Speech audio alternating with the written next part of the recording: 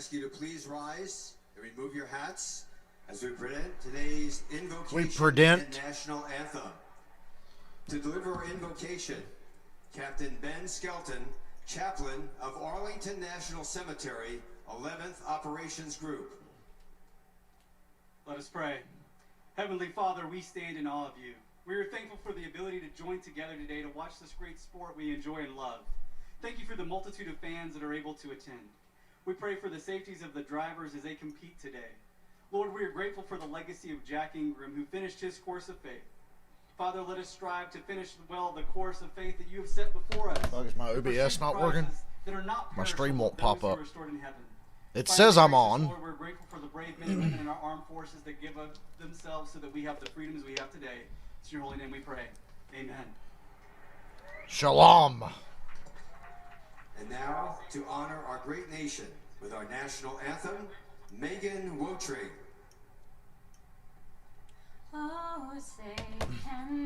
Jose, can you see? Excuse me. Shalom. Whoops. So once again, another day of watching a race on the NBC Sports app on my smart TV. Excuse me. The leaderboard you see on the screen will be about 30 to 40 seconds ahead of what I'm going to be seeing on television, so I have to hide my own leaderboard from me. And when you guys will hear me talking about stuff that's already happened on your screen, because I'm going to be way behind, but it's all good. I don't mind. Let me get my shit set up here. Oh my god, stop doing that, you fucker. I just hit the wrong button. It's another beautiful day at Pocono, I tell you what. Man, these early start times are nice, ain't they? Too bad it's not the cup race.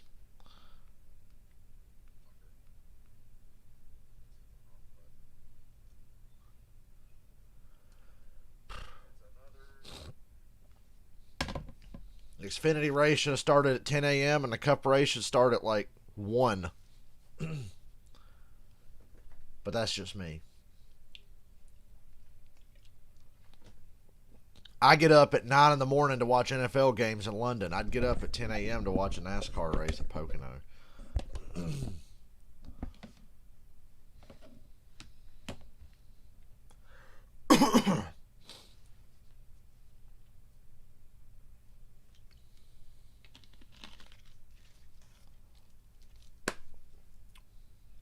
I'll wait for people to roll in before I say too much,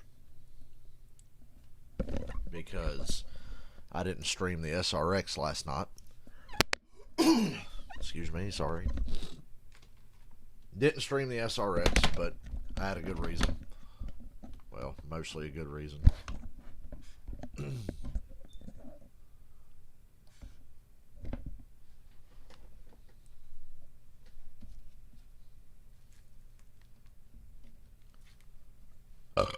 Excuse me. That is the power of Diet Pepsi Wild Cherry. Making me burp. What's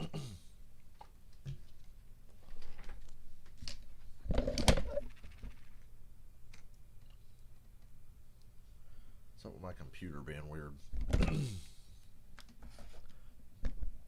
Not my computer per se.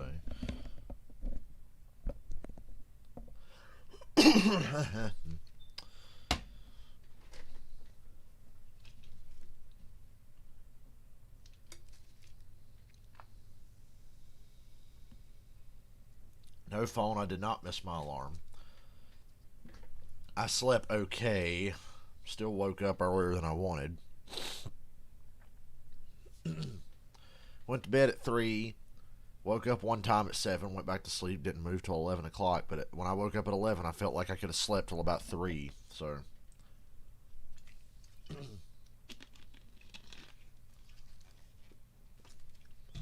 just thinking about how I love football season, but having to be up at 1 o'clock on every Sunday sometimes can be rough when you've had a late night the night before.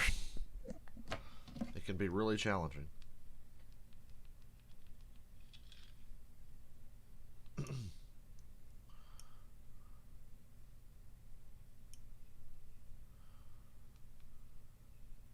is everybody? Seriously, where is everybody?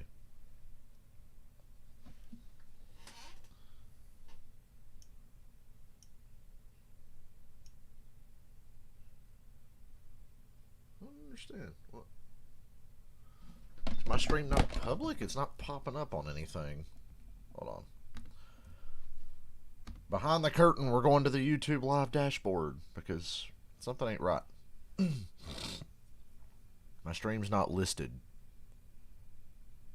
Better say public. Hardwired in. It says it's public.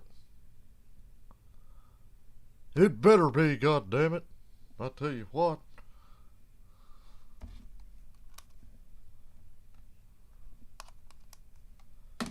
Alright. Good to go. Just making sure. I just thought it was weird nobody was here yet.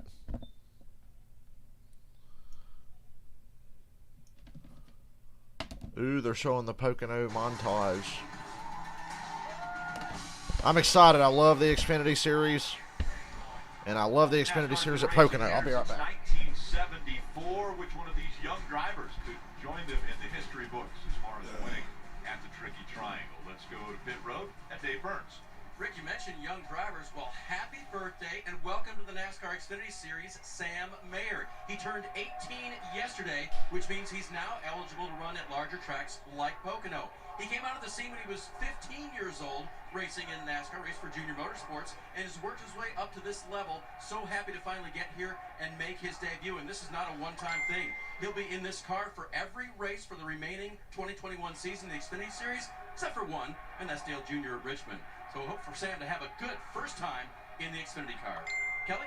Championship leader Austin Cindric is back in the pink and white number 22. Austin told me this pace scheme seems to bring checkers or wreckers. They won in Dover with it, crashed in Nashville, but he and crew chief Brian Wilson both feeling optimistic today. They told me they had a good car here a year ago, something they hope to build on. Their strength, being able to connect all three of the Tricky Triangle corners. But today Austin Cindric's got a little bit of ground to make up early. He starts this one 13th, Rick. And so, Austin Cindric will be 13th. Harrison Burton and Justin Allgaier will make up row one. Let's get the engines fired. We go for the command. And now, to deliver those most famous words in motorsports, please welcome our Grand Marshal, Andrew Grigsby, Director of Information and Technology for J.P. Mascaro and Sons. On behalf of J.P. Mascaro and Sons, let's all do our part in helping protect our environment for future generations. Please remember to recycle. Drivers, start your engines!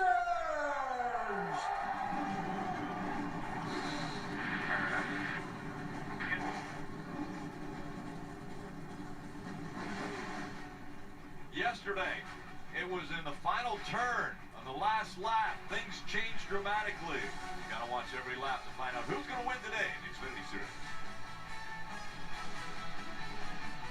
I'm really nervous. Need a new grill? Academy Sports and Outdoors is the destination for your outdoor cooking needs. With our free in-store assembly and pre-assembled grills and smokers, buy online at academy.com and pick up in-store. So keep those grilling plans at Academy Sports and Outdoors.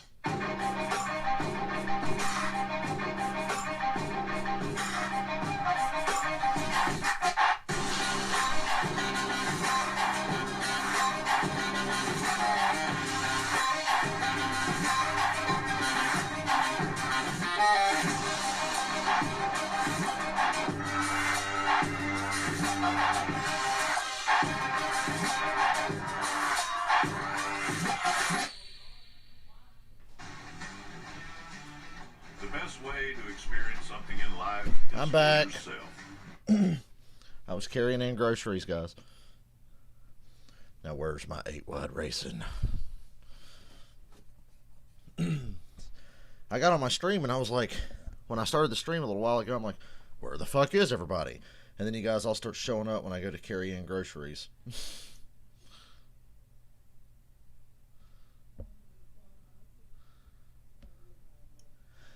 Damn, excuse me.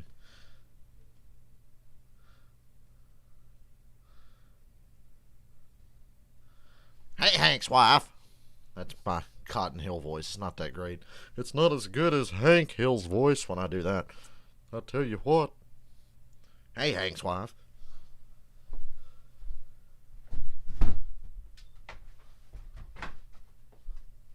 Let me tell you, brother.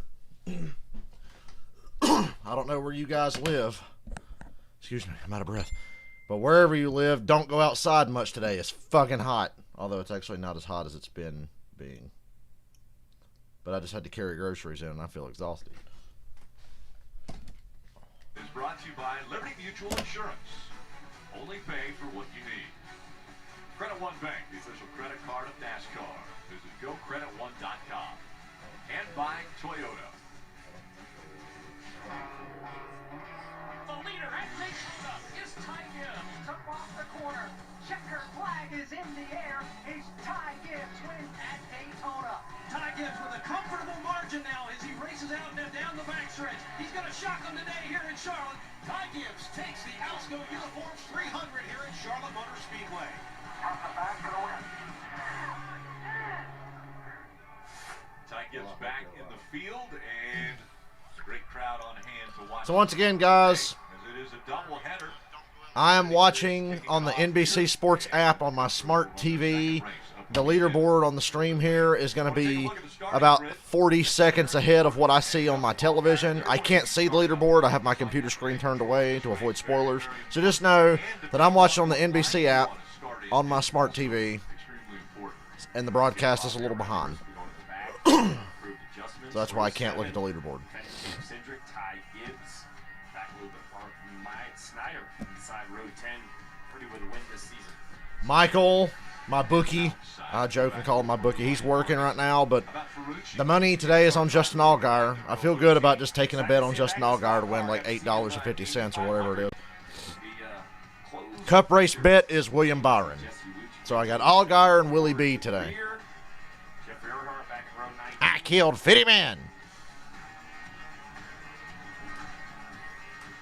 All right, let's dial up Justin Allgaier on the radio. Hey, here's your winner, Justin Allgaier. Unless Ty Gibbs puts him over the pit wall like he tried to do Chandler Smith on Friday. Can today be the day you get into your lane? Oh, man, I don't know. Obviously, That is the best Hellman's paint scheme I've ever seen. Are you guys seeing Allgaier's paint scheme? That is the best Hellman's paint scheme ever. That is a nice car. I wish Dale Jr. was driving that. That's such a nice paint scheme. You know, it's, I love this place. You know, Pocono's always been a fun racetrack, really cool place.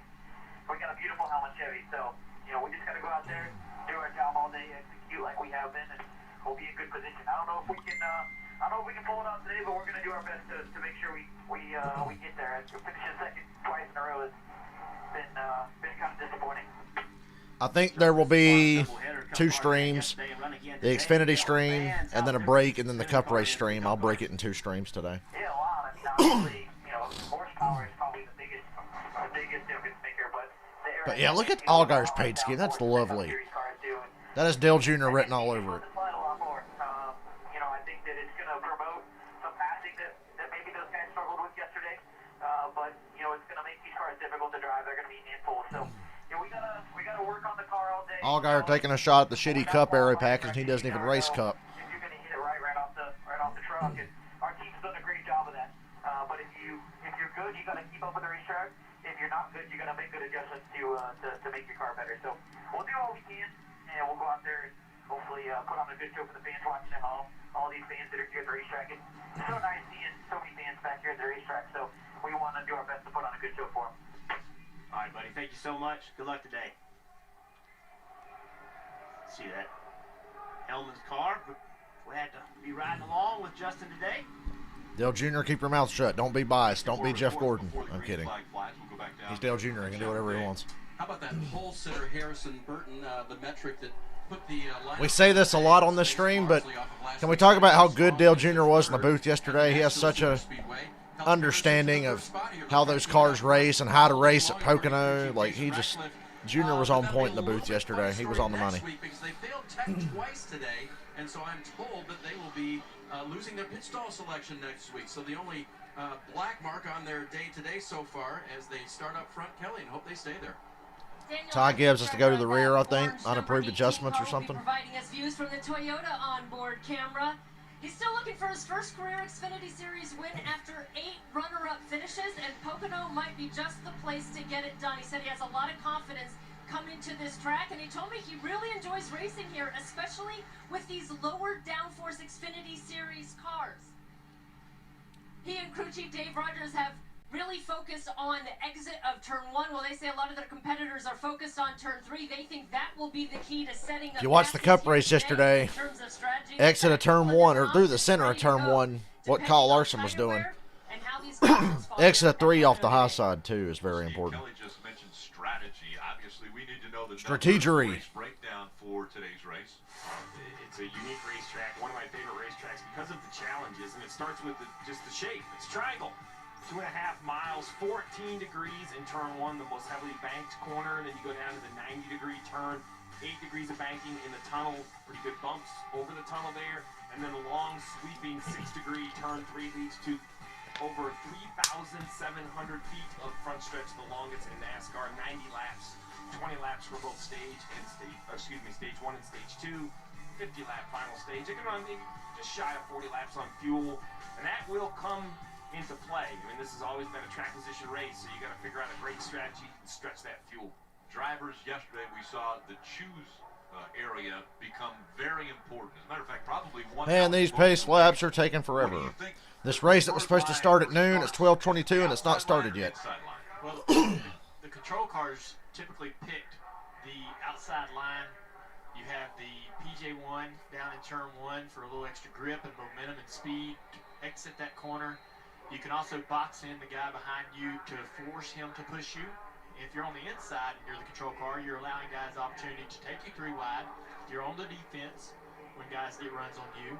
So I like the choice, if I'm the control car, to take that outside line. Yeah, I think one thing that's going to be a big difference today from yesterday, and you heard Justin Allgaier talking about it, these cars make a lot less downforce than what we saw yesterday, and we're going to see later today. So you get a car. Yeah, ain't it great? They make so much less downforce they can actually drive the damn things. You make the car very loose through there. So I think that outside line is going to be the way to go in the race. By the way, I'm still in disbelief of what happened at the end of the Cup race yesterday. I feel like it wasn't even real.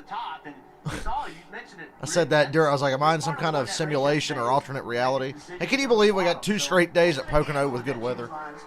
And then I looked at the weather forecast for the rest of the week in Pocono. Rain every day. Every day after this in Pocono, it's going to rain this week. Everyone's trying to fight for a position to get in there.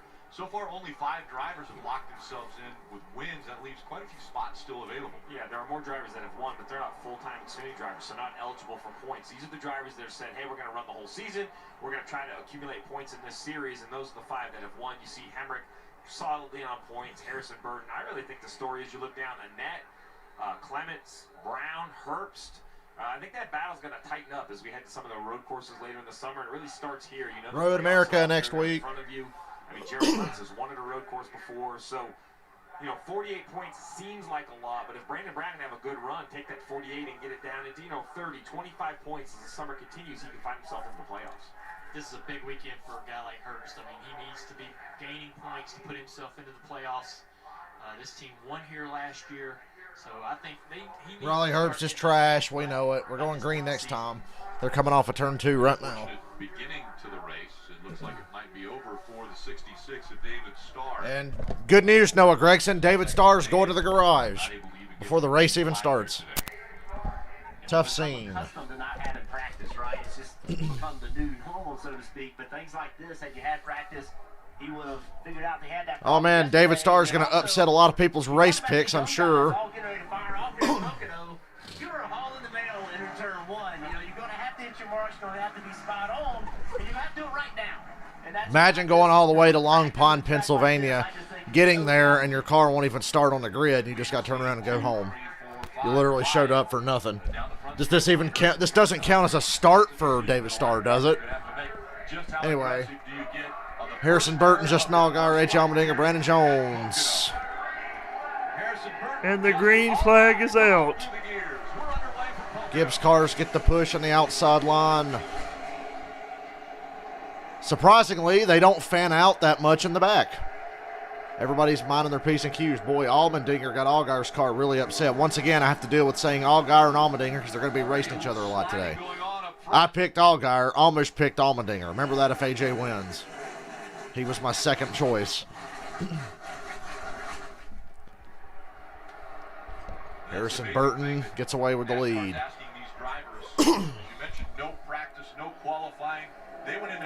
Brandon Jones runs really wide in turn 2. Good grief. He's going to lose about 3. He's going to lose about 5 spots. Brandon Jones didn't waste any time. He went right to the traction compound and just lost 5 positions. I thought the 54 had to go to the rear for adjustments or something. I don't know. Harrison Burton leads lap 1. I don't know why he's trying to break a draft. You can't get much of a draft with these cars. He's apparently watched some film and thinks that's important. Can he pull away? As we see the 54. And Ty Gibbs trying to move up, trying to get by Brandon Jones. See, Austin Cindric, he's trying to fill that hole, keep Ty Gibbs trapped on the bottom. You know, historically speaking, you wanted to be on the bottom there in the tunnel. Hemrick passed Allmendinger around the outside for 3rd place. Hemrick's car looks pretty good.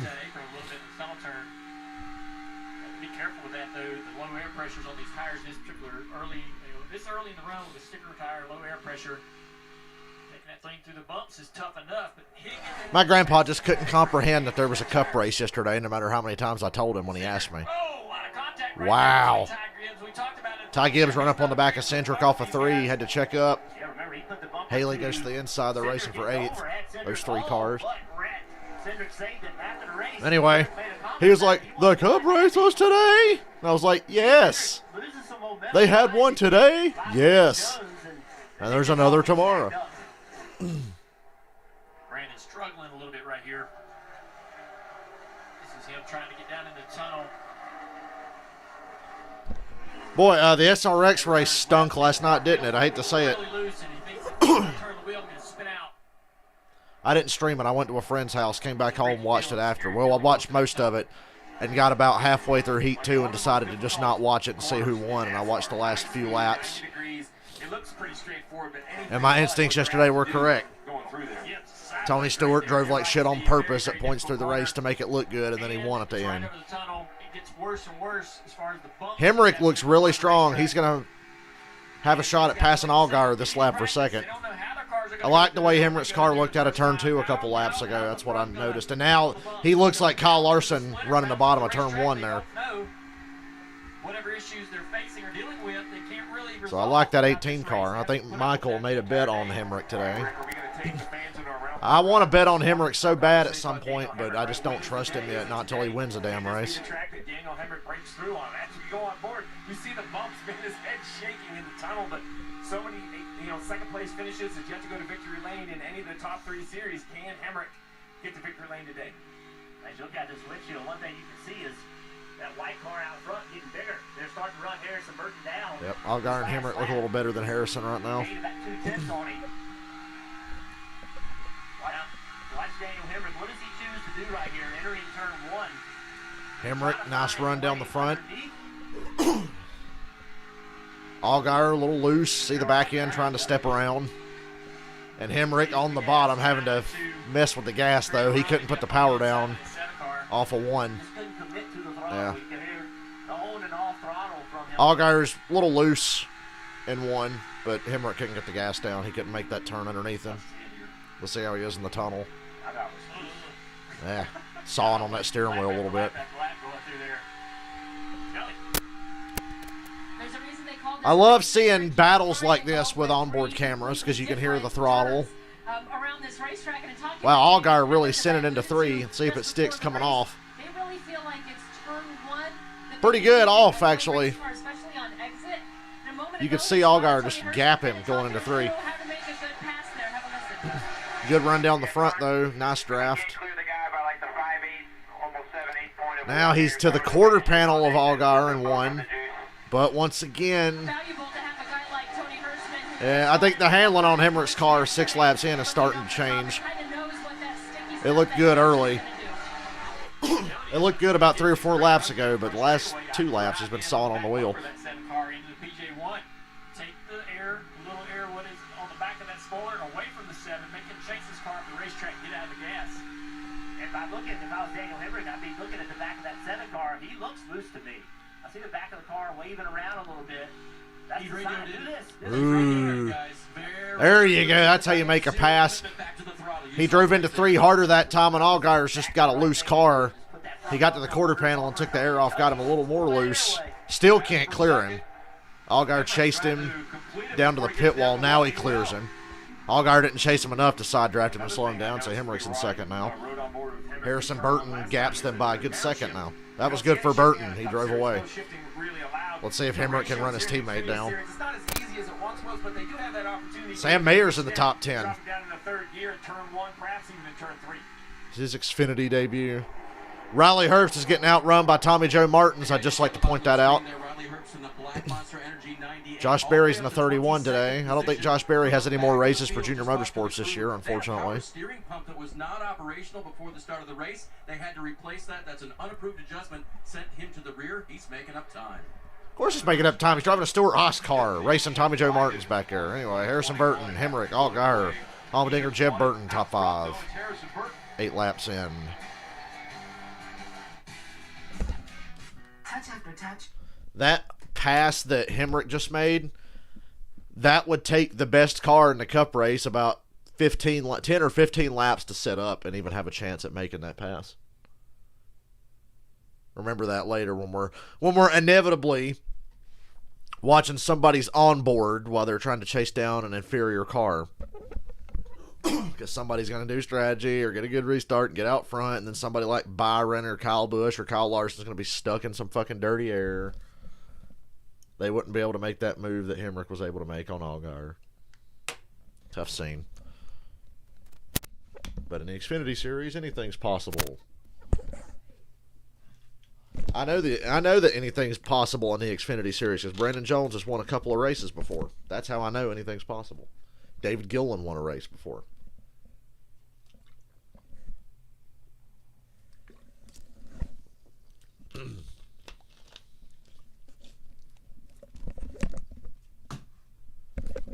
The brave new world of possibilities.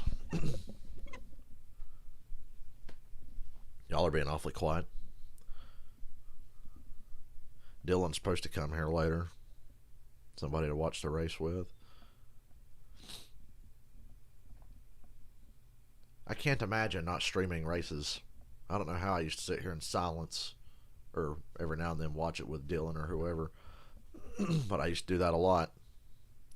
And never have anybody to talk to.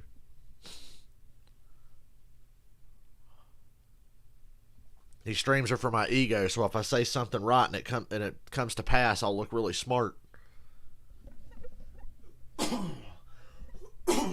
Why am I coughing today? I have not eaten anything.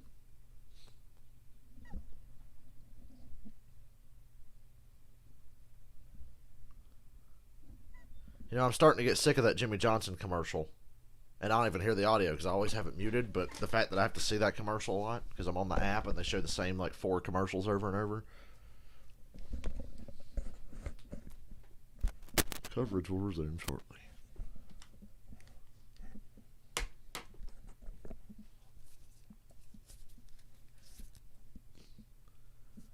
I wonder if I got to work tomorrow. Hopefully I'll find out for sure later today.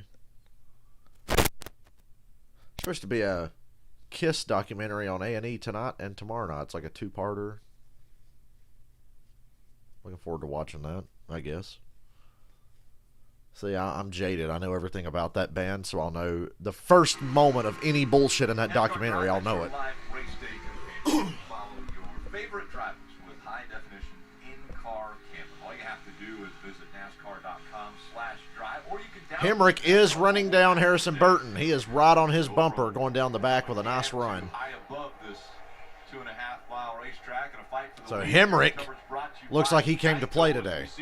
Daniel Hemrick has closed the gap now on Harrison Burton. That's good to see. I'd love to see Hemrick win a damn race. How many times have I said that? Oh, we got a problem. The 92's crashed in turn 1.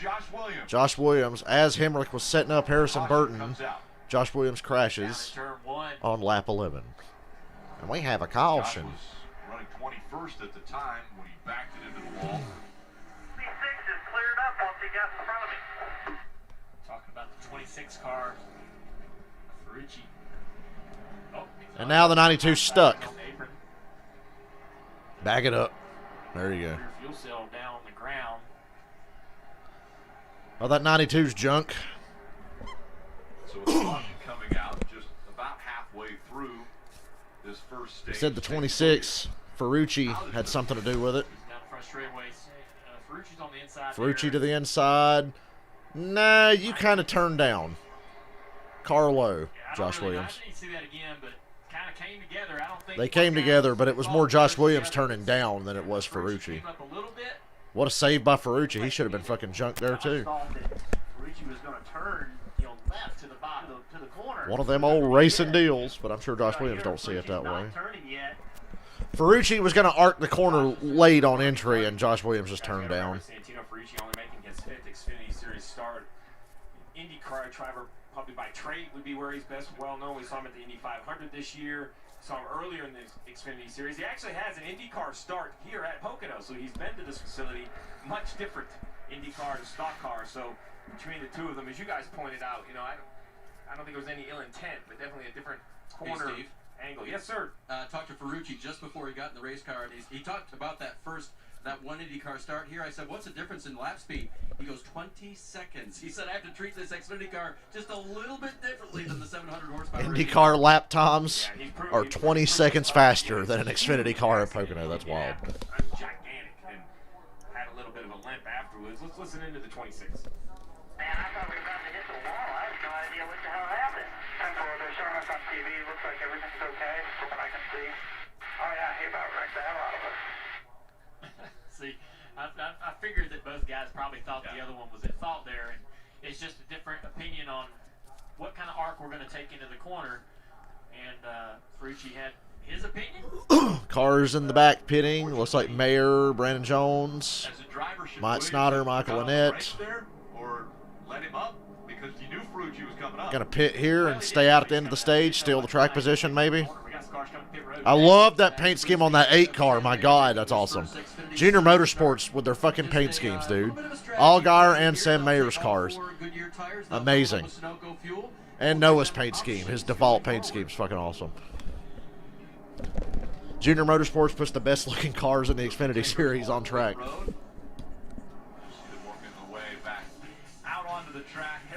Harrison Burton, your leader. But Daniel Hemrick looks like the best car here so far.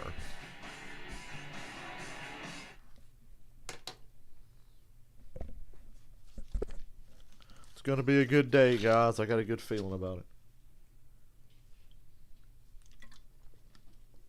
Come on, guys. You ain't talking much. Yesterday, we were very active in here. I had another stream get over 400 views yesterday.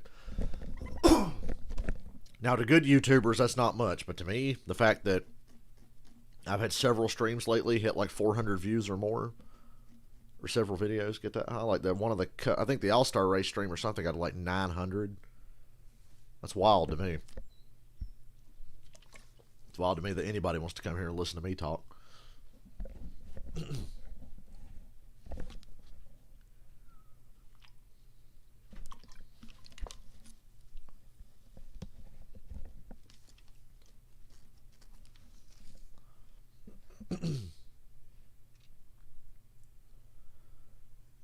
You know, up until Kevin Harvick drove a Gravedigger paint scheme, I didn't even know Gravedigger was still a fucking thing, and now I'm seeing commercials about Gravedigger on the NBC Sports app. I didn't even know that was still a thing. Because I don't know shit about monster trucks or the appeal of it. Probably because I'm not a real man, right?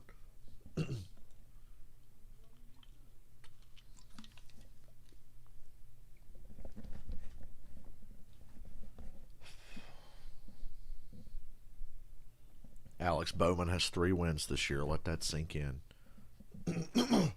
And the thing that was tripping me out after the Cup race yesterday was like, think about the career path of Alex Bowman to get to this point. And Kyle Larson. Time travel back to 2014 and tell yourself about what's going on in 2021 with Alex Bowman and Kyle Larson. I'd have been like, what? No fucking way.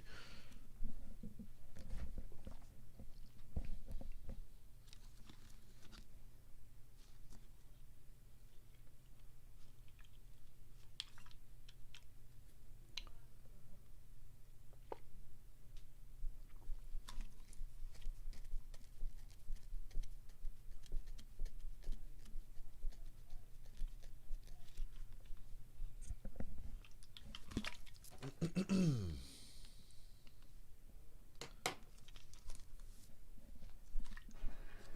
can celebrate Independence Day on NBC with some IndyCar horse racing. IndyCar will be at Mid-Ohio. Hey, I'll actually be able to watch that because I know the Cup race ain't going to start till like 3 at Road America.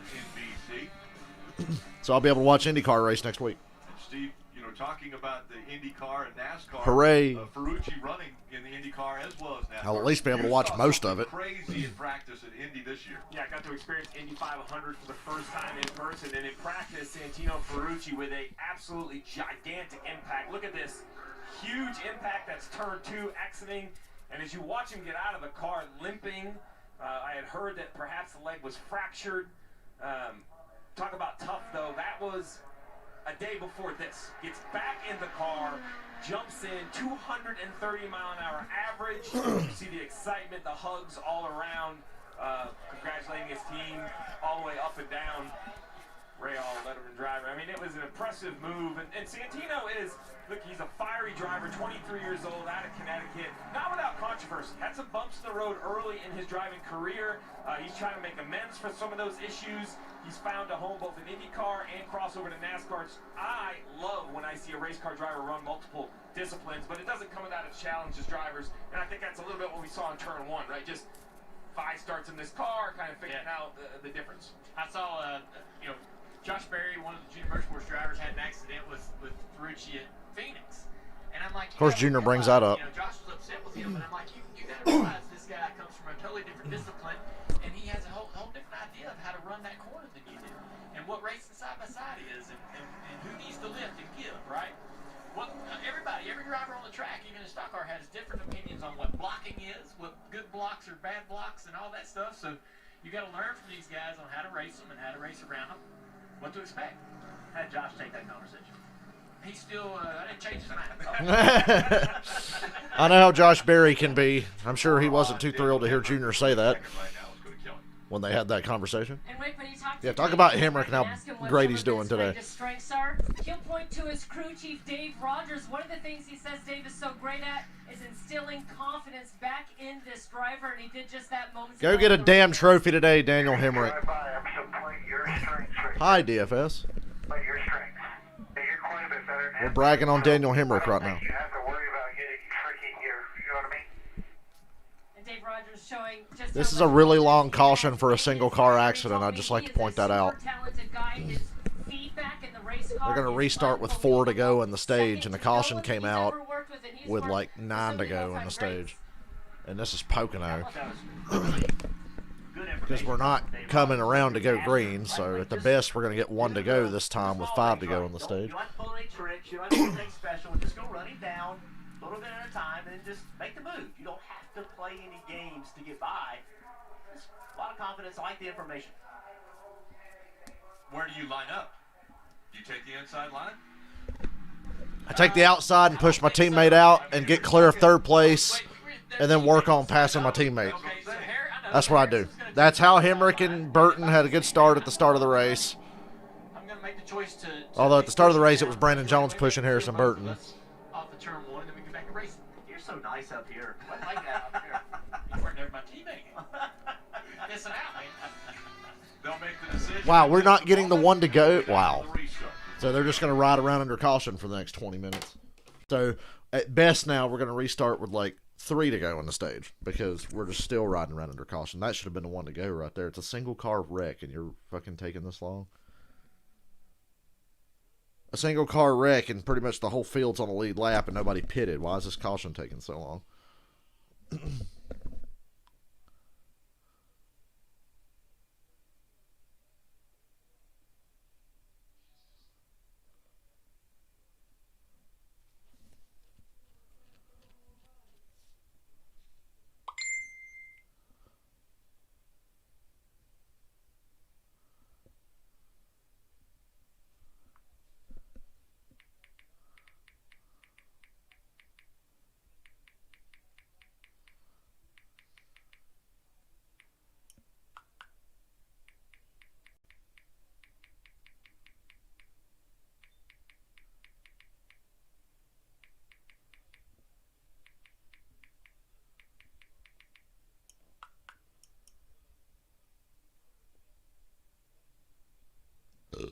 Excuse me.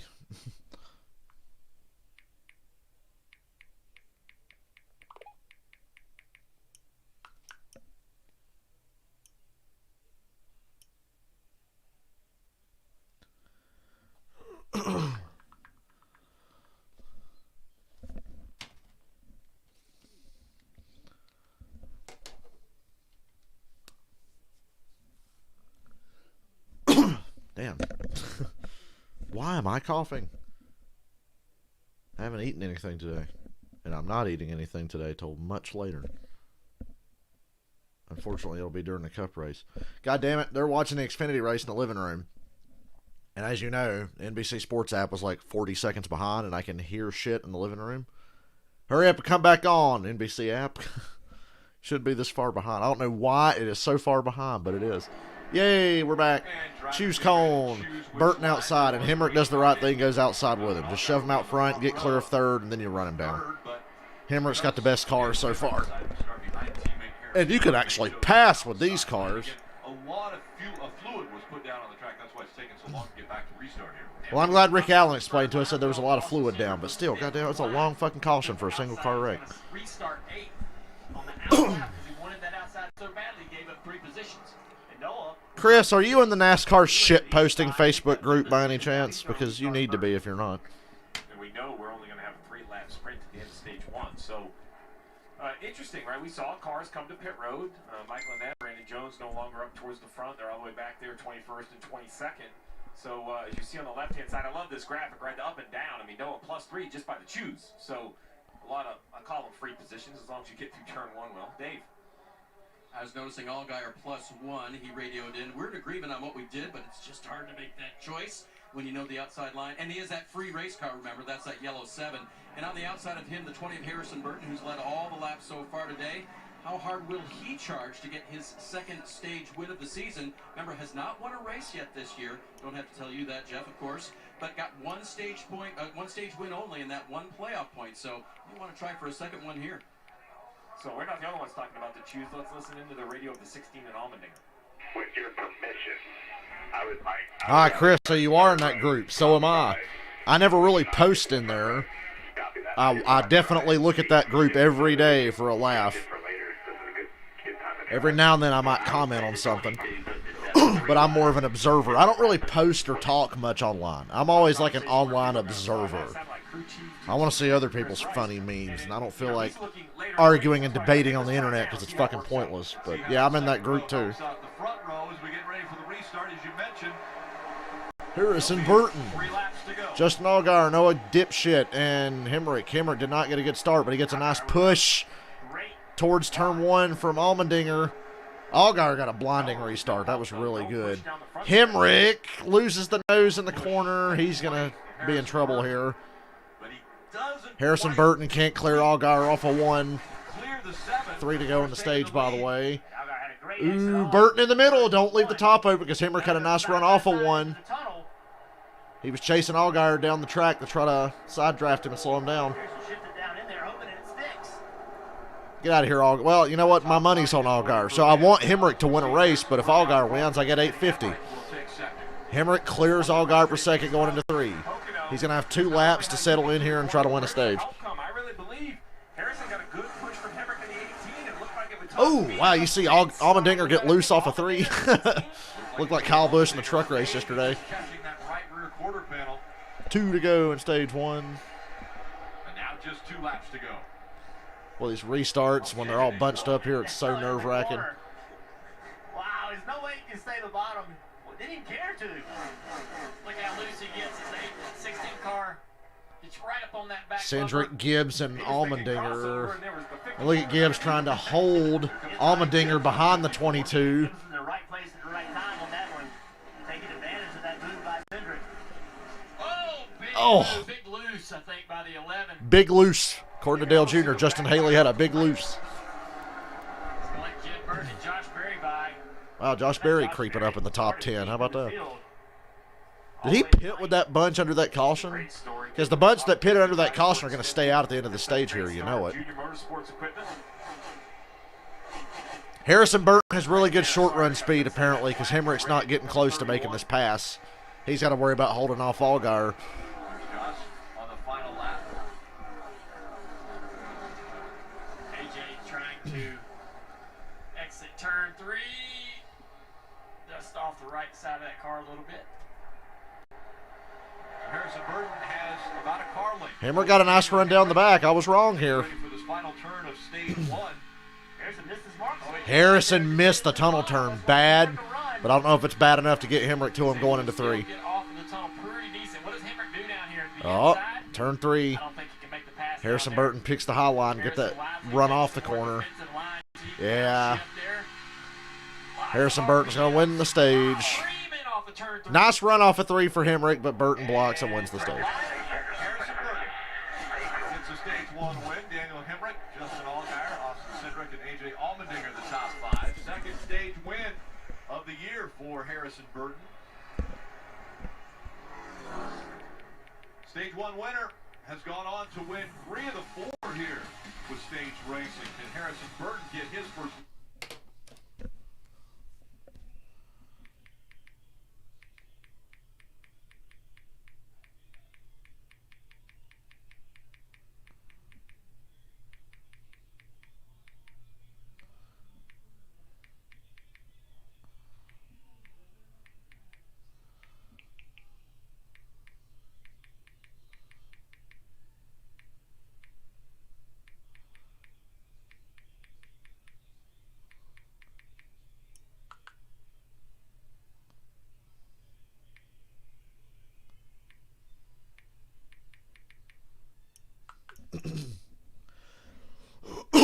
Damn.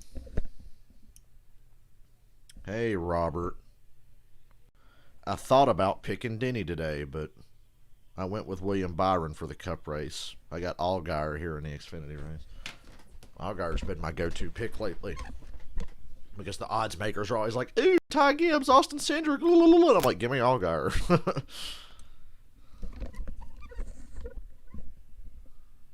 Ty Gibbs must be just having a fit right now. He's on a racetrack with like a few other cars that actually have a chance to win. That's unusual for him, so he just must be having a fucking breakdown in the car.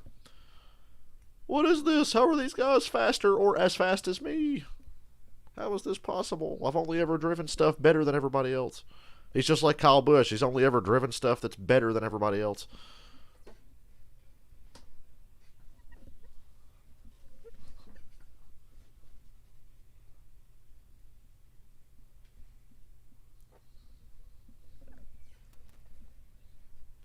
Yeah, Denny was really fast, and Denny seemed very optimistic after the race that they could do enough to make a winning car, make that car a winning car today, but I'll just go with Willie B for like $7 or whatever it is that I get if he wins.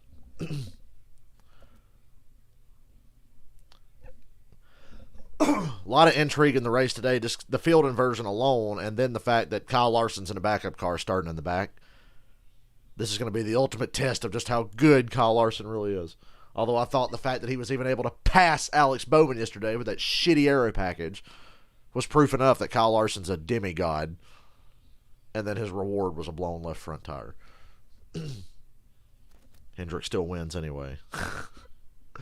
Gee, I think Chevrolet's going to win the Manufacturers Championship this year, guys. What do you think? By Credit One Bank, the official credit card of NASCAR.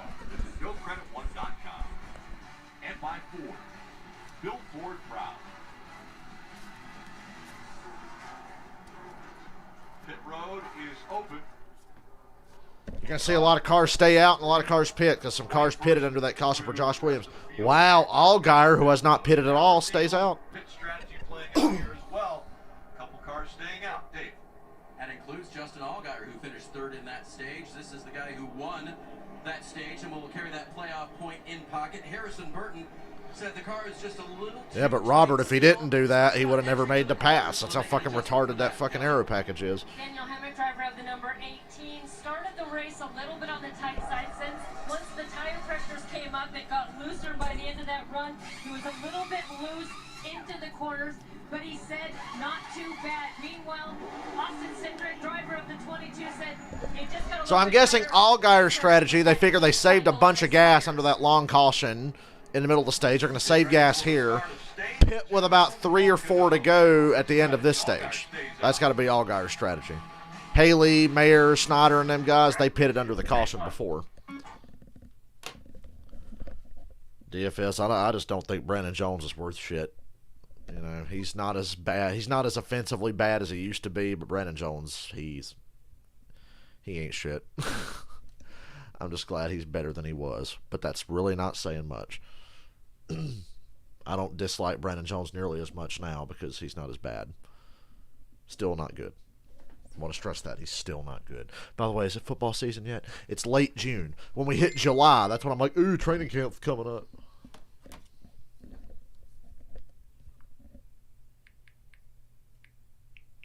Boy, phone, I really wish you'd let me talk.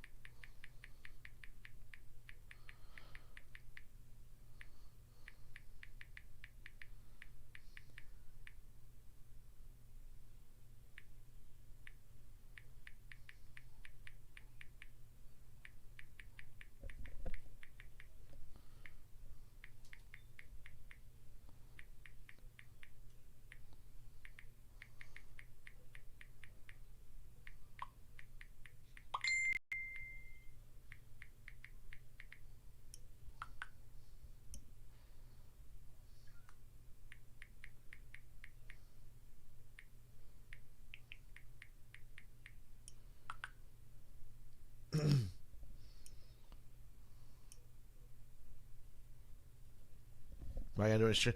Nah, I don't. I've never streamed college football, and I never really have time because on Saturdays I'm usually watching Xfinity or trucks. Sundays I still do the cup race, but during those playoff cup races and the boring moments, we'll be talking a lot of football because I watch football and the race at the same time. And then a lot of the big primetime NFL games I'll live stream for, and then when NASCAR's over, it's obviously all NFL streams all the time. Series Pocono Green 225 from Pocono Raceway.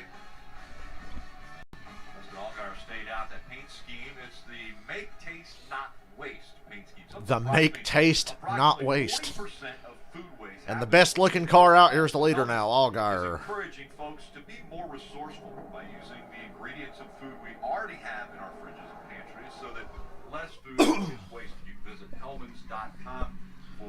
I didn't think I would ever start streaming NFL stuff because I thought NFL fans were toxic, but most of the people that watch my NFL stuff are just the people that watch my NASCAR stuff. So we had fun last year. So many different options. Allgaier stays on the racetrack, saving that track position. I'm thinking with all the yellows we've already seen, Dave, this 7's going to try to stretch it either to right before the end of stage 2, or maybe try to run all the way to the end of stage 2 and get another stage win. First of all, coming up on 1 p.m. Eastern time, Hellmans is making me hungry. Dude, the last thing I get when I think about Hellmans is hungry. They got some nice paint schemes, but mayonnaise is fucking gross. Pocono said to Kyle Larson, what win for? Okay, Allgaier, Snyder. The fuck is that car behind them? Before old Tommy Joe Martins. There you go. Allgaier. Is he clear of Snyder? No, he's not.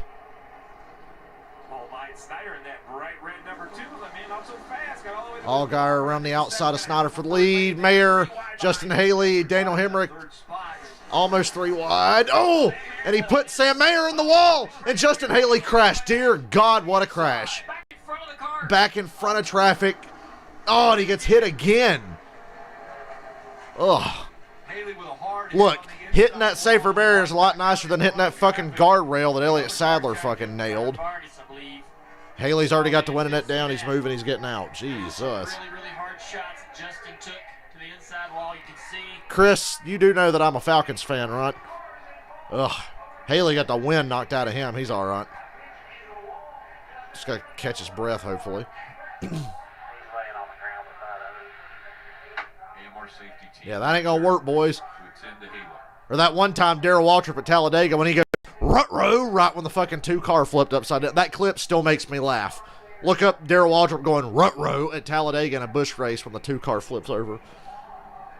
Ugh. Damn, son. That was a lot.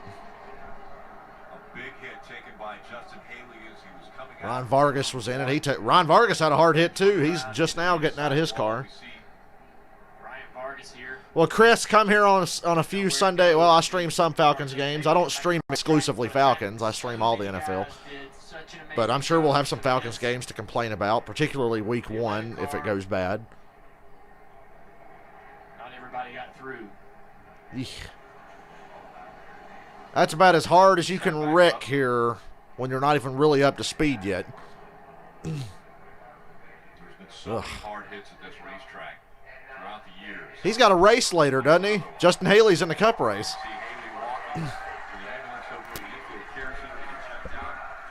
I hope he can race later. If not, put Allmendinger in the car. Sam Mayer's on the outside of Justin as they're coming off of turn 1. Justin's coming up the racetrack. I think Sam's got a... So, Sam Mayer, I said that it looked like Hemrick, Haley, and Mayer were about to go 3 wide.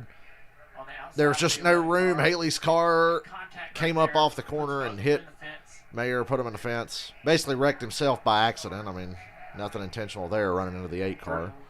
And then, damn, that wall just didn't even budge. And it's supposed to be a safer barrier. It's very, very scary. All these guys doing an amazing job. Jesse in the 74. Damn, son. Doing an amazing job. But Ryan Red flag. nowhere to go. Oh, great. So Am I going to stream Packers Week 1? I don't know. Pretty incredible. I know probably Falcons Eagles. I don't know what 4:30 game I'm going to stream Week 1. Maybe the Packers. But if Aaron Rodgers ain't playing for him, fuck no. Just watching the Packers without Aaron Rodgers would be a complete waste of time. But if Aaron Rodgers plays for you, you still got a strong chance of getting me to stream you Week 1. You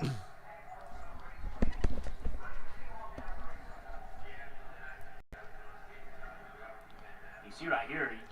No, I was just talking to somebody who's watching today that doesn't really watch a lot of NASCAR, and they said, this track looks terrifying. And I said, it is. We had a lot of shitty wrecks here, and we just had one. I'm like you. I think everybody behind him did an incredible job. Just nothing they could do different at this point. Now he's up the racetrack, and unfortunately, there's Vargas and gets into him. And real speed. Things happen quickly. Watch Jesse Awuji right here. Damn, Jesse Awuji with the wreck avoidance. That was Weatherman. What I'm about to say, 47, ain't no way a black guy's driving a 47 car. They're probably racist. Takes a hard left-hand corner, turn, misses the 11. Justin Haley, supposed to run the Cup race later today. Pre-order your Justin Haley Pocono Crash 124 diecast. Everything is obviously a huge hit for the 11. So Justin Haley will get checked out. Oh, that's nasty. That was a bad hit. And they'll clean up. We'll get ready for a restart for Pocono when we come back. Falcons are going to be so bad, the NFL only gave them one primetime game this year. They play the Patriots on a Thursday night late in the year. Other than that, it's all 1 o'clock games.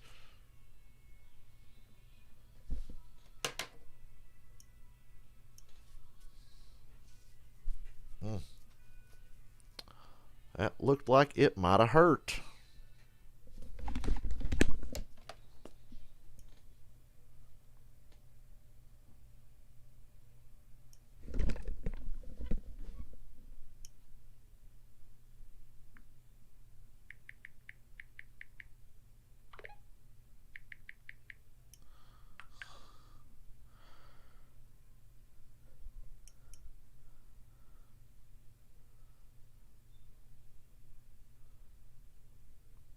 Falcons fan in Tampa. Hell, that's interesting because, hell, there were no Bucks fans in Tampa up until last summer. I feel sorry for you. You actually have to hear people that believe Tom Brady's the reason the Buccaneers won the Super Bowl. I'm really sorry. I was just saying yesterday, I was making jokes yesterday, I think, or in a recent live stream. I said, oh, man, Antonio Brown, Chris Godwin, Mike Evans, Rob Gronkowski, Leonard Fournette, Ronald Jones, the best offensive line in football, Devin White, Levante David, Shaq Barrett, and Ndamukong Suh. Gee, I can't imagine how the Bucs won the Super Bowl. No, clearly it was all Brady. With that fucking team, are you kidding? Chris Redmond could have got the fucking Bucs to the Super Bowl with that squad. Rex Grossman could have got the Bucs to the Super Bowl with that team. What brought out the red flag? Justin Haley's insides almost being pulled out of him when he hit that inside wall in the backstretch. Haley pushed up off of 1, ran the 8 car in the wall. Then he got turned in the wall, and then it cut back down across the track.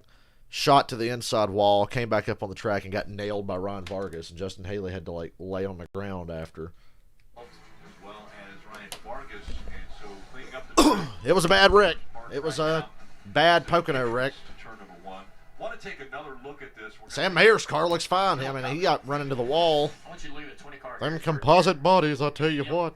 Seeing what's happening. Junior said, watch Harrison Burton on this replay. Watch him move down the racetrack. Wow, look at Harrison Burton. He doesn't move. I think that he runs in the... But he would have failed the lightning challenge on NASCAR Thunder because he left the racing surface to dodge the accident. So sorry, you don't pass, Harrison. In those moments, they do this so often. There's so much preparation, so much sim work, and they just can visualize these accidents playing out in front of them. That's what's amazing to me. This isn't spotter information. This isn't out the windshield. This is really... I think Michael had a prop bet on Justin Haley today. Sorry, Michael. As silly as it sounds, like arm's length around their car. They know the stuff that's happening. He can feel that coming down the racetrack. Because I completely agree with you, Junior. If he doesn't take a little bit of maneuvering before that wreck happens, there's just... Them composite bodies can take a lot, but not what happened to Justin Haley's car. NASCAR about to fire the engines back up on these cars as the cleanup. That's what we needed, a flag on a day where the Cup race doesn't start till 3:30. All the serums out there to all the women that came before. Shut up.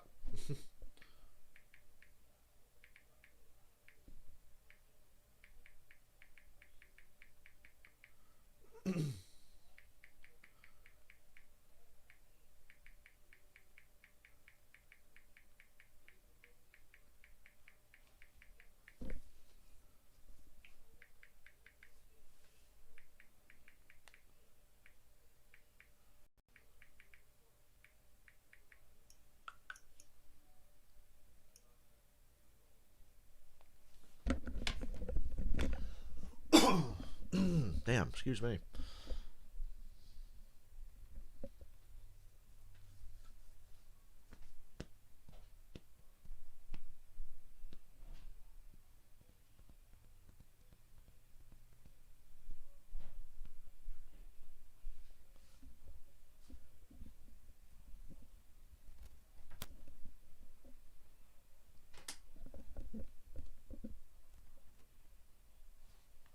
God damn it, I wish he'd turn his TV down in the living room so I can't hear it during the commercial, and they've already come back from the broadcast, and I'm sitting here watching fucking blank screen that says coverage will resume shortly. And I gotta talk, so I can't hear what's going on with the TV in the living room. He must be so confused. What, they had a cup race on Saturday and an Xfinity race on Sunday? What? Yeah.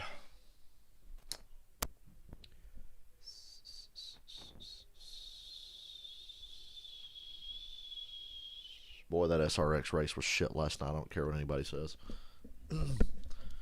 SRX has been a nice little novelty, but cautions just for the sake of cautions. Tony Stewart racing bad on purpose to make it look good before he wins. You know, it's kind of lame. And immediately after today's Xfinity Series race, it's NASCAR American Free Race. The countdown to green and Cup race number 2. Now it's Bowman. Go back to back, or will Kyle Larson go from the back to the front? How about Kyle Busch? He had a good run. Again, that's the second Cup race. 3:30. And then the IMSA race from Watkins Glen. Jimmy Johnson actually running in that one. That's at 7 o'clock. You won't want to miss it.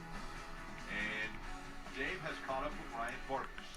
Vargas, of course, in the red car that had nowhere to go and T-Bone Justin Haley.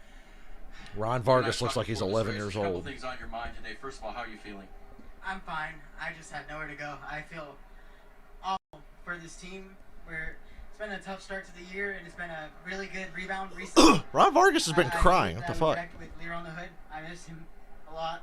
Oh, that's why he's crying. And I just hate disappointing, and I feel like I did that today. So, yeah. Wrecks happen, dude.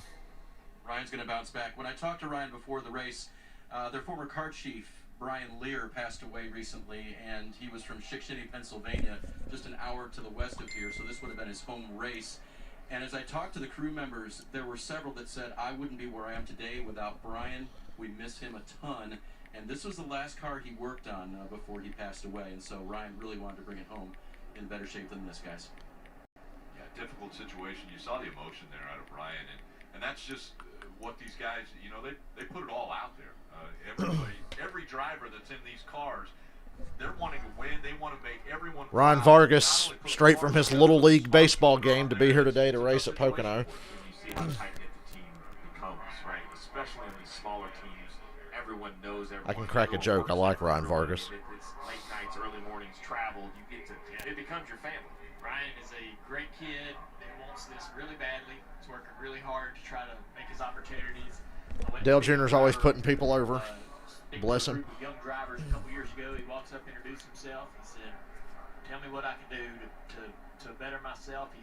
He exhausts every avenue, I think, to try to give himself. Hope the 8 car has a good finish today. He could have been in that wreck. Well, he technically was, but it could have ended his day.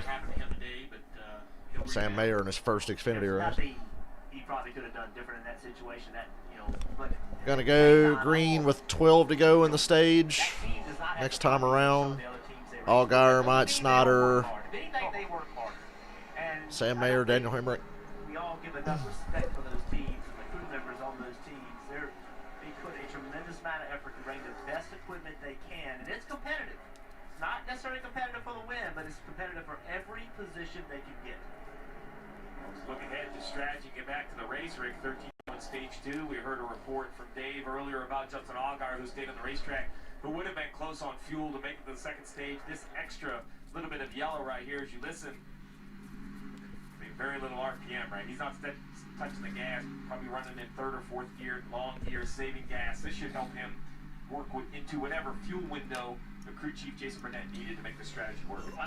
I figured Allgaier would pit with about 3 or 4 to go in the stage here. So he's good on that. I said he'd be good on that after the first 2 cautions we had. Though Josh Williams wrecked the stage break, I figured that would get him to where he could pit with 3 or 4 to go. So it'll be Myatt Snyder that's going to restart on the inside. Myatt had a great restart last time. Hemrick in 18. Harrison Burton won the first stage, but Hemrick looked like the best car here. He's lining up right on the bumper at Allgaier for this restart. You can see right here what everybody did. See Myatt, he went ahead and went to the bottom. He broke even. Sam Mayer picked up 2 spots because Harrison Burton, he decided to go the outside lane. He was in 4th. He decided to go the outside lane, and that let Brandon Jones move up. He gained 3 spots starting at the bottom. We'll see if it pays off. We go back to green, and we'll have just 12 to go in stage 2. Again, Justin Allgaier hasn't been to pit road yet. The only car out there that is on that strategy. We'll see if it pays off as they come back to the green flag. Back to racing. Great push from Hemrick to Allgaier. Great acceleration by the 7 of Allgaier will give him both lanes to choose from. So I'm going to be happy if either the 7 or the 18 wins. Hemrick also with the great restart. He's going to clear the 2 of Myatt 3 Snyder. wide. Mayer in the middle again of a 3 wide situation. Oh, now Ty Gibbs just ran over somebody. Good God. Who was that the Ty Gibbs run into? Is that Moffitt? No, that wasn't Moffitt. The 68. I'm sure Ty Gibbs probably thinks that was all Brandon Jones' fault for just being on the racetrack, even though it was Gibbs running into him.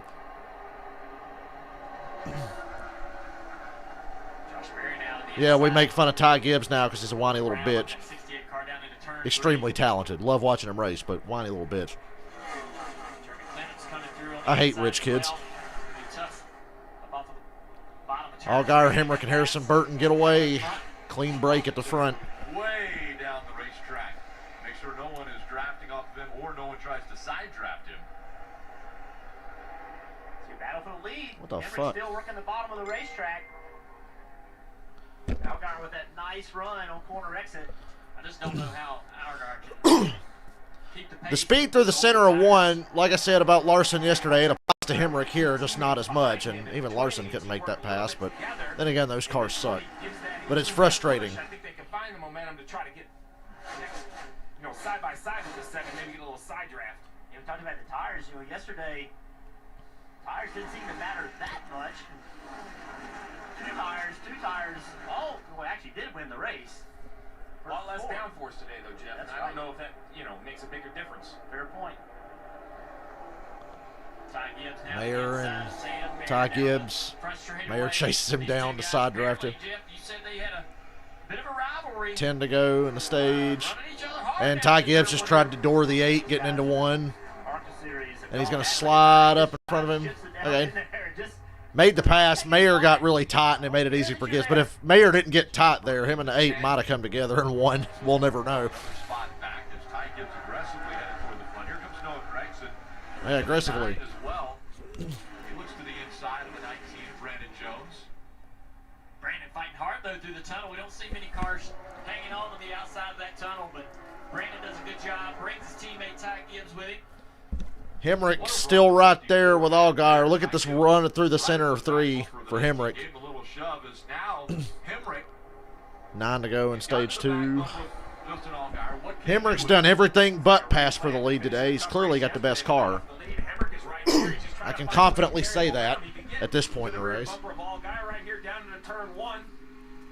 See Hemrick loses a little bit of turn in the center, probably in the dirty air of the 7. Now he's going to come off the corner and use the draft. I assume that 18. Can we still talk about how stupid it is that even though there's no rain in the forecast, the Cup race at Pocono doesn't start till 3:30.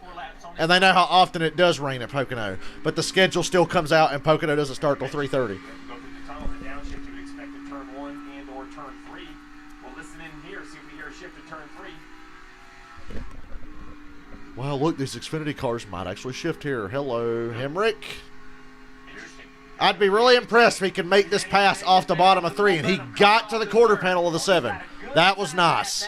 That was really nice. Hemrick led that lap. Allgaier's trying to chase him down and side draft him. Burton's following Allgaier to try to stay in his draft. And Hemrick clears Allgaier. Daniel Hemrick takes the lead. Finally, best car is out front. Hemrick's out front. Now Allgaier. And look at that. NBC waited for it to happen before they go to commercial. But they're going side by side anyway. Nice. Take notes, Fox. Fox would have seen that. Fox would have cut to commercial in the middle of turn 3 there, no matter what was going on with Hemrick and Allgaier. You know they would have.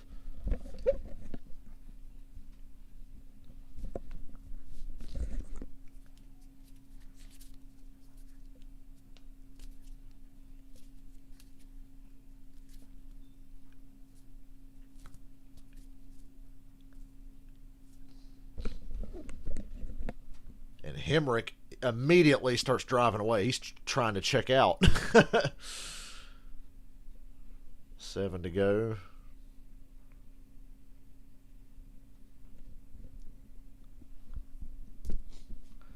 You know, once again yesterday, my money was on Kyle Busch, and of course he finished second. You know, that's been my specialty this year, betting money on whoever winds up finishing second. Did it with Kyle Busch yesterday again, and Allgaier's running second right now, and Hemrick's clearly better.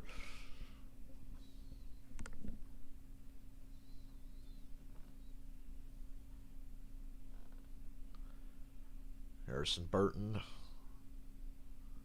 going for second. Can't get there.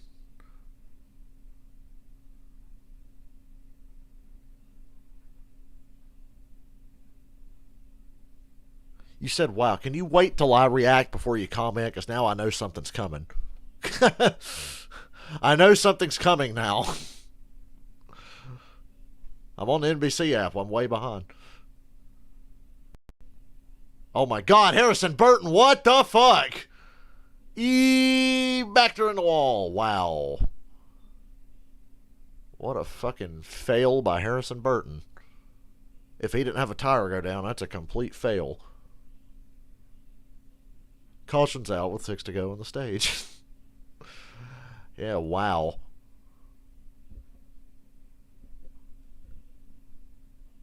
He had such a good car, too. Not as good as the 18, but pretty good. He threw away his chance to win. Allgaier gave him plenty of room, too. At least that's how it looked to me.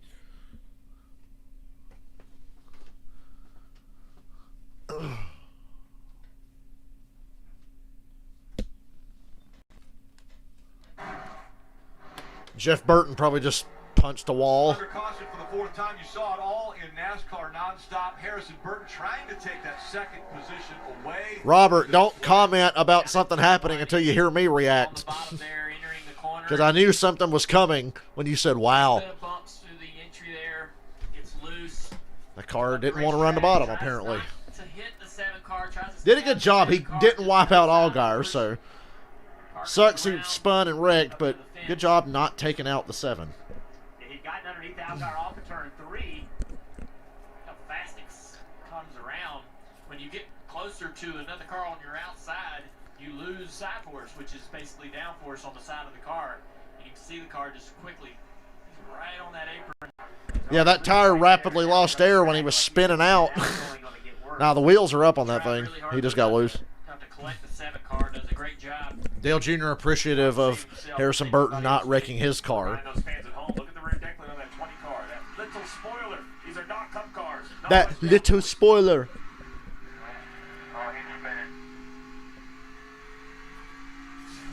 There was some bumps entering the corner. He said the car kind of oscillated over these bumps, and I think he got upset. I think the back of the car got upset through there. Just kind of could never get it back underneath him. A lot of damage on that car. They're not gonna, if they get back out. They are not going to contend for a win, that's for sure. Jeff Burton trying to accept the situation. Through gritted teeth, he says they're not going to contend for the win.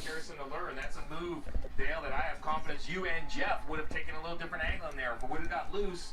Unfortunately, These kids today. Probably would have used a little bit more of the 7-Up, just knowing, hey man, I'm sorry, but if I turn the wheel, I'm wrecking. So we're going to door, and I hope you don't hit the fence, but I'm going to continue. And those are the lessons these drivers learn at the Xfinity level. Now, the son was thankful that he goes, hey, man, yeah, learn this lesson, because I'm going by. I heard you drivers always say 8 tires are better than 4. They would have worked. Pit road is open. There's going to drag a lot of guys to pit road who are going to stay out at the end of the stage. Hemrick, Allgaier, Cindric, Sam Mayer, and others.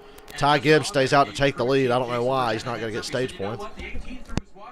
I think they're coming. And at the last second, they called Justin Allgaier in. He said, I've got no security in the back end of the car, but the front end is where it's tightest. They'll work on that, Kelly. Austin Cindric, driver of the 22, said that his corner is better connected. He needs to be a little bit freer, though, on the long run. 4 tires for them. And Daniel that is a really fucking slow pit stop on the 7. That was awful. Allgaier will be lucky to be in the top 10 after that stop. And it looks like Cindric takes the lead. Well, he's not going to be the leader. He's first car off pit road. I never, but that's a good idea. I'd be telling other drivers, like, hey, man. God, that was a horrible fucking stop by the 7 guys. And he only lost like 1 or 2 spots. Good God. I have no idea what they're laughing about.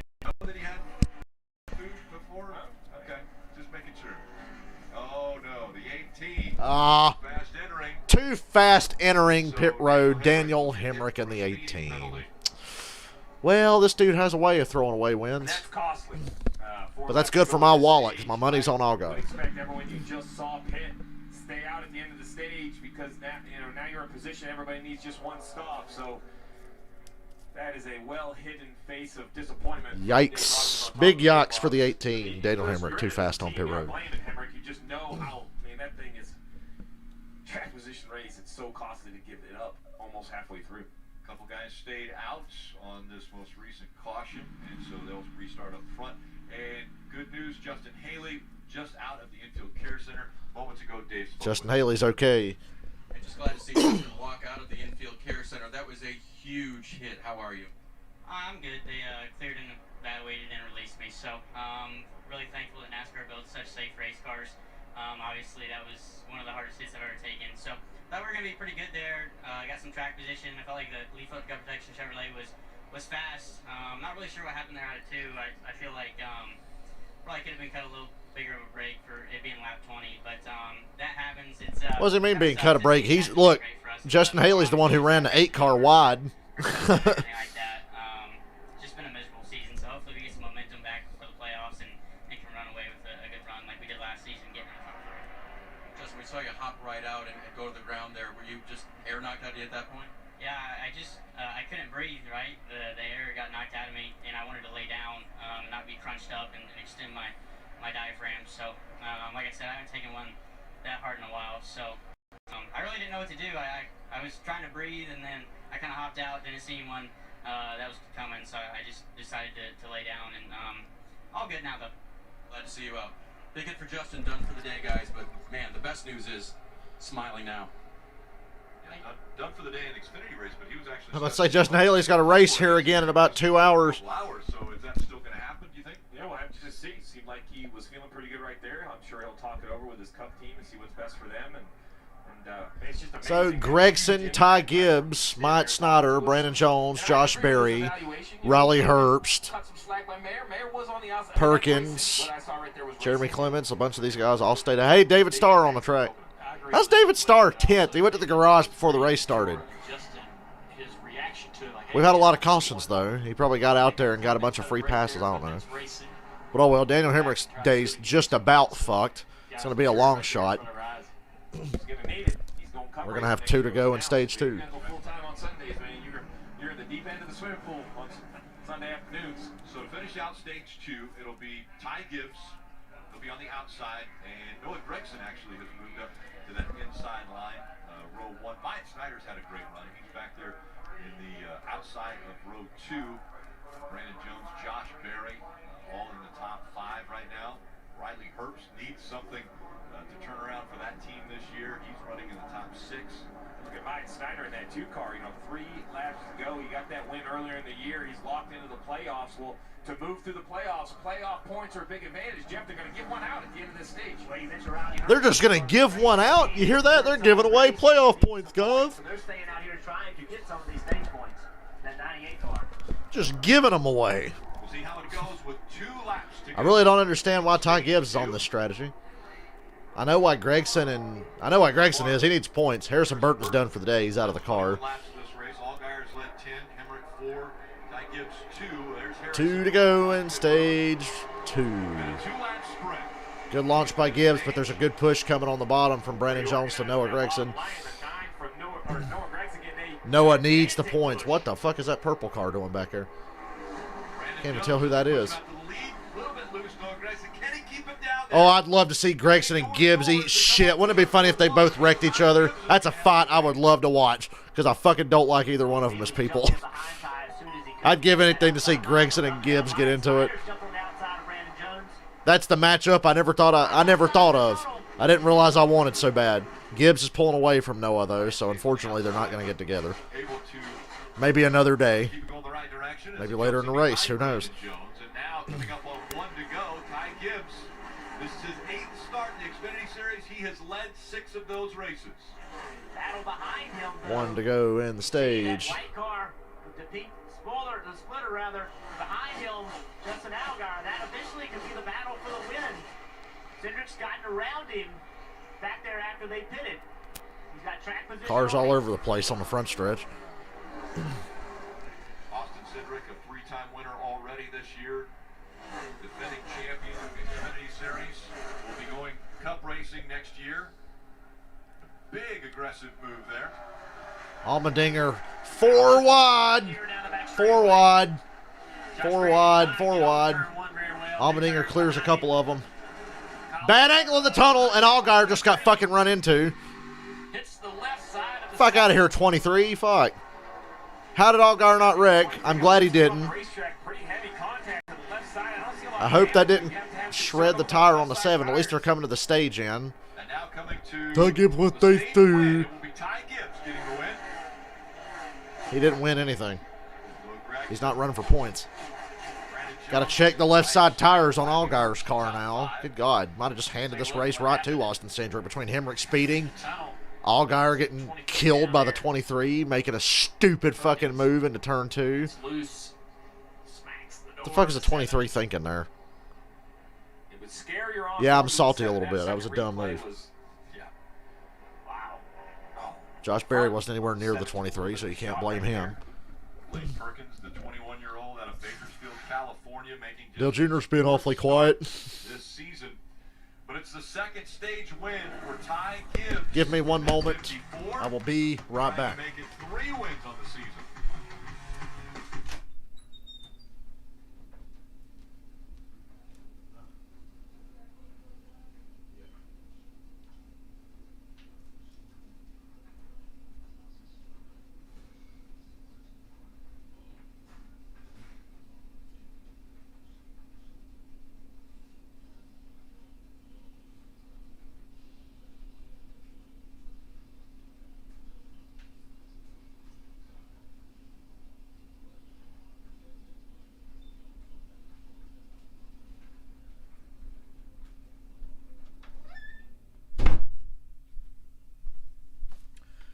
Oh boy. I gotta go to the bathroom and I'm gonna wait till the race comes back on so you guys have something to listen to instead of just silence.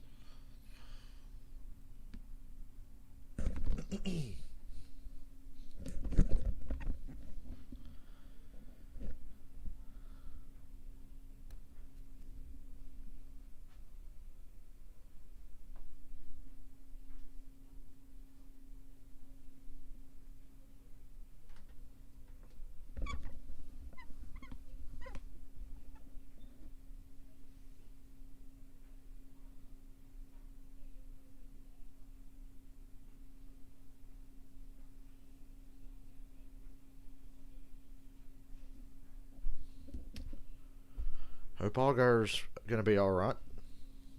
I'd like to win a little money today. Won a little money yesterday. Like to double up today if Allgaier wins this and Byron wins the cup race. It sure would be swell, wouldn't it?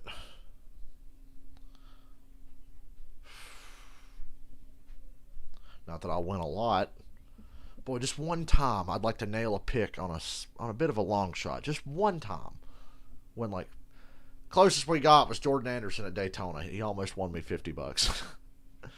I nearly shit myself on the last lap. I was like, are you serious? It's like this dude went from 12th to 2nd and lost in a photo finish to Ben Rhodes, and he was at 50-1 odds. It's like, damn, son. Could have used that $50.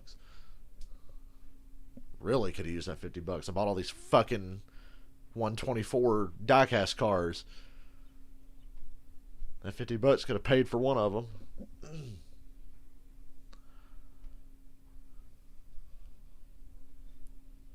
Yay, we're back. All right, I'm going to run to the bathroom. I'll be right back. End of stage 2, Dave. Brandon Jones finishing third in the stage, brings the 19 to pit road. He said, I get into the corner fine, but I have to wait on the throttle. You saw the wrench go through the rear window there. That'll make a chassis adjustment. He'll get 4 Goodyear tires and Sunoco fuel, Kelly. Josh Berry, the 31 car, also made his way down pit road, but we're seeing some split strategy because the top 2 drivers, Ty Gibbs, Noah Gragson, both opting to stay out on track. So we've got some mix of strategies playing out here.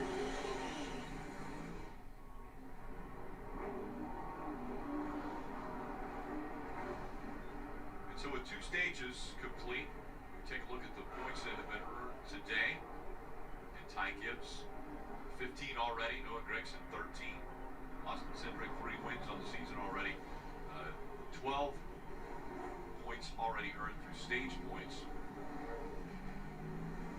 Again, a lot of drivers looking for those points to help them make it into the playoffs. You heard Kelly with the magic word at Pocono. Strategies. If that was the drinking word on a doubleheader Sunday, man, slow down, because I'm not sure you'll make the end of the cup race. If it's anything like yesterday's, it's going to be breathtaking. So we see right here the 54 of Gibbs, Noah Gragson, and the 9 stay on the racetrack. They were last on pit road on lap 22. So the whole strategy for everyone is to run. The reason you didn't pit now is because you cannot make it from here to the end on fuel. So they're going to restart and run a very short time, 5 to 8 laps to get inside their fuel window. I'm back. Now, I'm the back. difference maker is Gibbs, Gregson, last on pit road at lap 22. They'll probably take tires, need a lot of fuel. Snyder needs even more fuel. He was the last on pit road on lap 12. And then you look at Cindric, Burton, Allmendinger, Allgaier last on pit road on lap 36. Just a splash of gas. It's really the same thing we saw in the closing laps of yesterday's Cup race. Let's listen in to Ty Gibbs' radio. Your goal here, you stretch as far as you can. The further you stretch all the guys behind, that gives us more room to pit under green and take 4 tires in our fuel window to the end. You know, if you're 6 seconds out, they can take 2 and they can pass us. All the same. So that right there is an absolute spectacular job by Chris Gale, experience on the pit box to a young race car driver. Telling his young race car driver, I know you got a lot going in here, but listen to me. There's 47 going this race. Gibbs, Cindric, Jeff Burton, Noah Gregson up front. Allgaier still in good shape. Tires must be up on the left side. I was worried that they might have cut one when the 23 fucking ran into him. I'm just glad he didn't wreck. That tire hell, I'm just really glad he didn't wreck. I thought I was clear on the 7 and tried to slide up in front of him into the traction compound, and right at the last second, he just got on my right side and I got loose under him, just got the air taken out. Nothing, you know, that's just racing, I guess. I haven't seen it yet, so, you know, I don't really know exactly what happened. I just, you know, feel like I tried to slide him up, and I guess we ran out of room, both going for the same lane, and I paid the price for it. So I'm frustrated because we're fast enough to win races, and we've been close multiple times this year. Well, it's just too damn bad, Harrison Burton. Hey, Lori. Making mistakes. We'll put our car in victory lane before long. I know it. We here as always, and we'll be here again later today. We'll have a break between the 2 races. That's what we're trying to do right now is you know, keep digging. I was going to ask you how you keep yourself pumped up, because Jason and I were talking about this morning. Your crew chief got the speed, seemed to have the mechanics for it, but just aren't getting the W's. Yeah, that's literally what he just said. Stop asking him questions. The interview's clearly over. All together in one weekend, you can win. And every weekend we go somewhere and we think we can win. And this place especially, I feel really confident here. And I guess I lost some confidence today. All but had it stopped. Just, gosh, it was so frustrating. But just proud of our guys. They've always got my back, and we'll keep digging. All right, Harrison Burton, out from the infield care center, guys. Well, we talk about learning lessons. I think that's one that Tyler Green, which is Harrison's spotter, and Harrison need to look at. I understand what he thought he had going into turn 1, but in my opinion, the 7 was out there the whole way. So that slide he was looking for. Stage 3. There's some information he needs from coming to the halfway point. The straightaway, or how clear he is. Learn together, because that's the information he knows. It was just never a spot really to slide into with any sort of interest. What turn 4? Situation to learn from. He sees the replay. He'll learn even more. Austin Cindric will be on the inside for the restart. Ty Gibbs on the outside as we get ready for. I would love more than anything to see Ty Gibbs and Noah Gregson fucking wreck each other. God, that'd be so funny. Noah's pushing Gibbs down the front stretch really hard. That 54 into turn number 1. Gibbs gets out front. Cindric sends it in on the inside of Noah to get to second. He can't clear him yet. Clear for Cindric. No, but he didn't take it. He didn't take it? He was clear. You talked about the spotter. Spotter never called him clear or something. Side drafts Noah going to the tunnel turn. Now he'll get him. That was good patience by Cindric. I'd have cleared him off of 1 when I first got him, but probably better off letting him have it and then passed him off of 2. But yeah, he lost ground to Gibbs doing that. So Ty Gibbs is the leader. Acceptable racing has changed over the years, right? I mean, Jeff, that's sliding up in front. That's complete game on now. God, Ferrucci's about to cause another fucking wreck. Jesus, give him room. Only so much racetrack up there before you get to a wall. There's a wall out there. Daniel Hemrick's in 12th after his penalty. The cars he's really racing on the same strategy as him are Allgaier, Cindric, and some others. They're not far in front of him. But, yeah, that penalty probably pretty much ruined Hemrick's chance to win. And Gibbs has got a problem off of 1. What the hell? Did he just miss turn 1? Cindric takes the lead. That happened really fast. That looked like Larson yesterday in stage 1 when Byron took the lead from him. Just randomly lost a lot of ground, gave up the lead. Oh boy, now Noah and Gibbs are side by side again. Come on, wreck each other. It'd be funny. Oh, we got a yellow. Riley Herbst. Well, terrible Herbst. What a great year Riley Herbst is having, guys.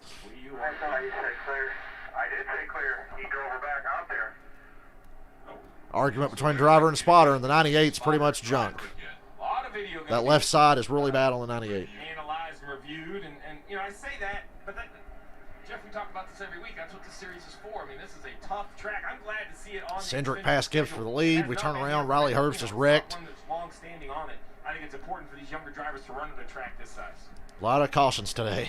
So Riley Herbst, the tough season continues for him. He has 4 top 10 finishes this year.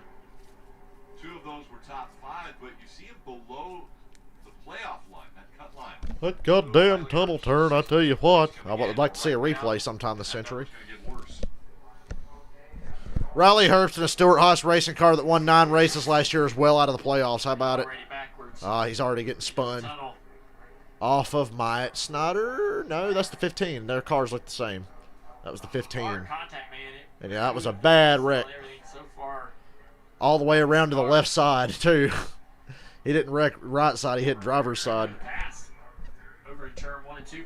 Yeah, here's the lead with Gibbs. Got up in the traction compound into the speedy dry that was up there. Must have had no grip. Makes it easy for Cindric to take the lead. You see, that's all it takes. One little bobble, and you get up into the marbles. And that's a great point. You just said, one little bobble. One little mistake. And you're doing this at 150 plus miles an hour in turn 1, but one little mistake like that puts him from a comfortable lead to 3rd. Yeah, so the PJ1 is tacky, and all of the marbles and the tire debris that come off of the cars are going to go up the racetrack, and they're going to cling to that PJ1. So right outside of where the cars are using it, right outside of that groove is just marbles, where all that stuff stuck to the track. And so usually, Jeff, are you lurking? State your name and identify yourself. Get blown up the racetrack after laps and laps of cars running.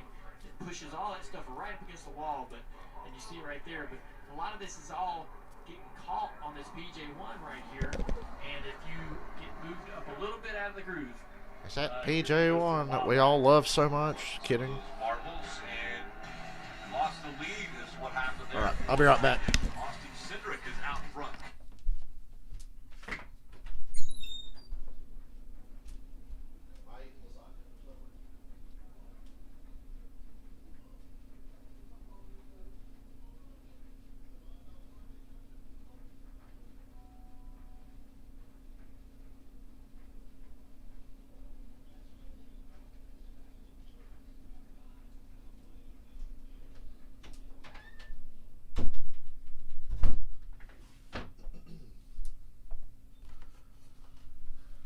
Oh my god, you guys want to go see Fast and Furious 9? No. My IQ's above 75. My grandpa likes the shittiest movies. I'd like to go see that Fast and Furious 9. Yeah, have fun. Couldn't pay me enough to go see that shit.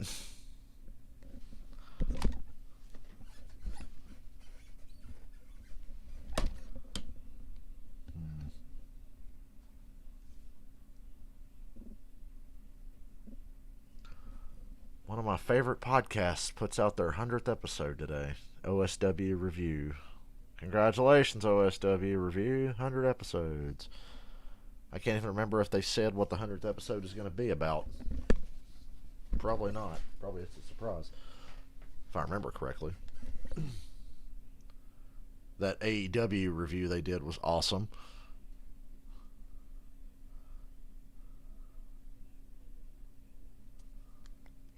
Fast Family is I don't want to hear about Fast and Furious. Now playing in theaters. You can scan the code on your screen to buy tickets. We see a lot of fans out there that would be excited, I'm sure, to go check that movie out. Nah, I'm not that excited to go check it out, Rick Allen. The series is kind of lame. Sold out campgrounds here in the infield at Pocono. Rick, did you see the 2 flags on that flag post? They had Kyle Larson and Kyle Busch.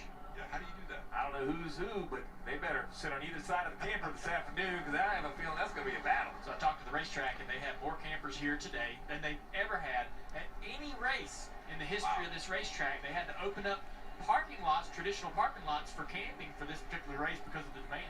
Yeah, we've been coming here a long time, and we've seen big crowds, but this is totally breathtaking. I mean, look at that shot. Cars. That's a lot of fucking people at Pocono. The campers, there's areas in the infield, as you just said, that I've never seen. I wondered what I was seeing that looked so differently. And it's, but they've done a nice job. Think about a weekend. If you want to come to the track for a weekend, 2 Cup races and an Xfinity Series race. I mean, that's a lot of action. Seen so many kids on bicycles and scooters around the infield. Yeah, dog parks, they got a playground. I mean, they've done an incredible job at this racetrack, Kelly.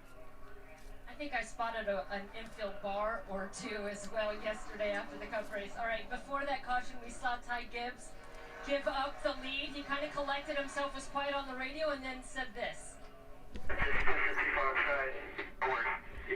What? Ty Gibbs blamed himself for something that happened? You're kidding. Remember, he won on debut in this series, but he told No me way. it took him about the 3rd race in where he truly felt like he belonged here in the Xfinity Series. 2 wins now already in his first 7 races. It's been impressive. He said it adds a little bit of pressure on one hand because people have such high expectations, but on the other hand, it's been nice to prove himself.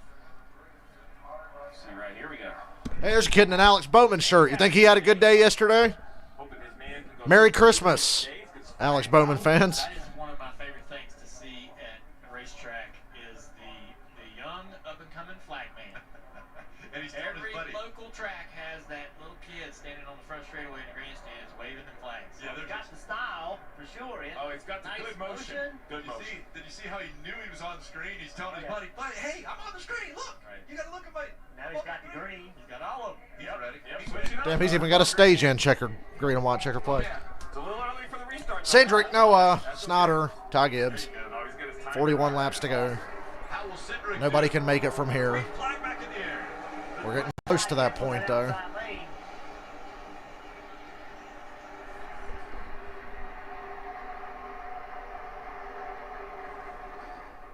Side by side for second. Cindric has cleared them. Cindric. Here comes Noah on the inside. Ty's trying to get right to the quarter panel of the 22, but he couldn't get there. Or at least get to his bumper and take the air off. Couldn't get it, though. Clear for second place. Noah slides in behind him in 3rd. Wyatt Snyder just behind Noah. Brandon Brown side by side back here for the Colic cars. Boy, Allgaier going around the outside of guys in the tunnel turns making me nervous after what happened earlier with the 23. He passed Jeb Burton on the outside. Gets held up by the 68, and Jeb sends it into 3 to get to Allgaier's. I'm watching Allgaier in 6 because if he wins, I get money. Jeb tries to get under Allgaier, can't do it. Bad news is Cindric's leading the fucking race. With a little run here. Going by Brandon Brown. But maybe not for long because Ty Gibbs is right on his bumper, chasing him up the hill to try to take the air off of him. Right on him. He's not looking to go around him. Ty Gibbs will go through you and then say it's your fault that he did it. So better watch out, Cindric. You back up this tunnel and try to make gains on exit. Try to get in the throttle first. Ty backs it up, tries to get to the gas, tries to close in so he can be within striking distance, and he won't be able to do it down here into turn 3. Cindric had so much momentum through the tunnel turn. Wasn't trying to be on the bottom, just carrying so much pace from there. Cindric right on that yellow line. The nature of the field, if you're not one of these Cindric, I felt like, has not been the best car today, but somehow finds himself in position to win again. Gotta hand it to him. He said psyche you. It'll psyche you to the lead. How close do you have to be to the leader to come to pit road and not lose the lead lap? Well, that's your other concern. How fast the pit stop's going to be. We saw yesterday a slow pit stop hurt them. These guys, their lap time are slower than Cup. So I think if you're within about 9 seconds of the leader, you're okay. Also, young drivers, no practice. You didn't get a chance to practice getting on pit road. Gibbs is staying right there in the tire tracks of the 22. Pit road to get on, but it's easy to speed on corner entry. Although this lap, it looks Cindric's immensely better than Gibbs. So they're in their pit window now. Inside of 40 laps, 39 to go. We would potentially see someone choose to come to pit road. Allgaier passing Mike Snyder for 4th off of 3. Come on, Allgaier, you're my only hope. Fuck off, Snyder. Quit side drafting. Mind your business. Stay off my dude. That paint scheme's too nice. Allgaier's got to win. And the side draft gets Snyder back out in front of Allgaier, who I thought was making the pass off of 3. Right back up to the bumper again, trying to make him uncomfortable. turns underneath him, has just a little bit better race car. Myatt's doing a good job, though, using the momentum off the high side. Hey. Side draft. Dave. Side draft. Side draft. Almost. And now Allgaier clears Snyder. Of this pit stop getting onto pit lane during the practice when they ran down pit road before the race ever started that one time. But the bad news is Allgaier's in fourth, 3 seconds behind Austin Cindric. Jerking motion as he was coming down pit road and that low gear, and then they told him, and you speeded, you sped. You speeded. Boy, the English language is tough today. He said he speeded down pit road. He speeded. I hope my favorite driver doesn't speeded down pit road today. Oh, we would have won that race, but he speeded down pit road. Engine is running, going down pit road. There's not a lot you can do about that. That's something, and it's very hard to read the tack because the tack is bouncing up. Mayer's still in the top 10 after getting put in the wall by Justin Haley earlier. What is pit road speed when the tack is bouncing around? So Myatt's going to have to pull it back a little bit and be cautious. Old habits are hard to break. As I scan pit road, I see the pit crew for the 2 of Myatt Snyder jump on pit wall. I would expect to see a hard left-hand turn here as he exits turn 3. Snyder's 5th, Allmendinger 6th. There's Hemrick in 7th, who gave this fucking chance to win away by speeding on pit road earlier. But if the cautions fall just right, who knows? He can just make a lot of ground, pass these guys, catch a caution late. We'll see. Tons of yellows. A long time. Yeah, tons of yellows, which saves a lot of gas. This tells me that they're not getting as good a mileage as we thought. We thought they could go 40. If they really could, I believe they already would have come to pit road. I think their fuel mileage is... Well, it looked like Allmendinger was going to drive in and wreck Myatt Snyder. He got so close to him there. That uncomfortable feeling. I'll be honest, I am shocked by how well the 2 cars hanging on with those tires. Just right there, that moment alone with the 16 car right up at the back bumper should have moved him right up the racetrack. He should have been swatting flies in there, chasing the back of that race car. Swatting flies. Cindric's driven away by a second in front of Gibbs. So Cindric has moved out to a 9/10 of a second lead over Ty Gibbs. Noah Gregson back there 2.3 seconds. Right behind these guys, Henry, who had that penalty. That car coming to pit road. Allgaier, 35 laps to go, and Allgaier hits pit road. Get them fresh tires. We know they mean a little more in the Xfinity race with less downforce, less grip. So the tires do mean a little more in this race than they will in the Cup race later. 35 to go. Fill her up. Make sure it's full, please.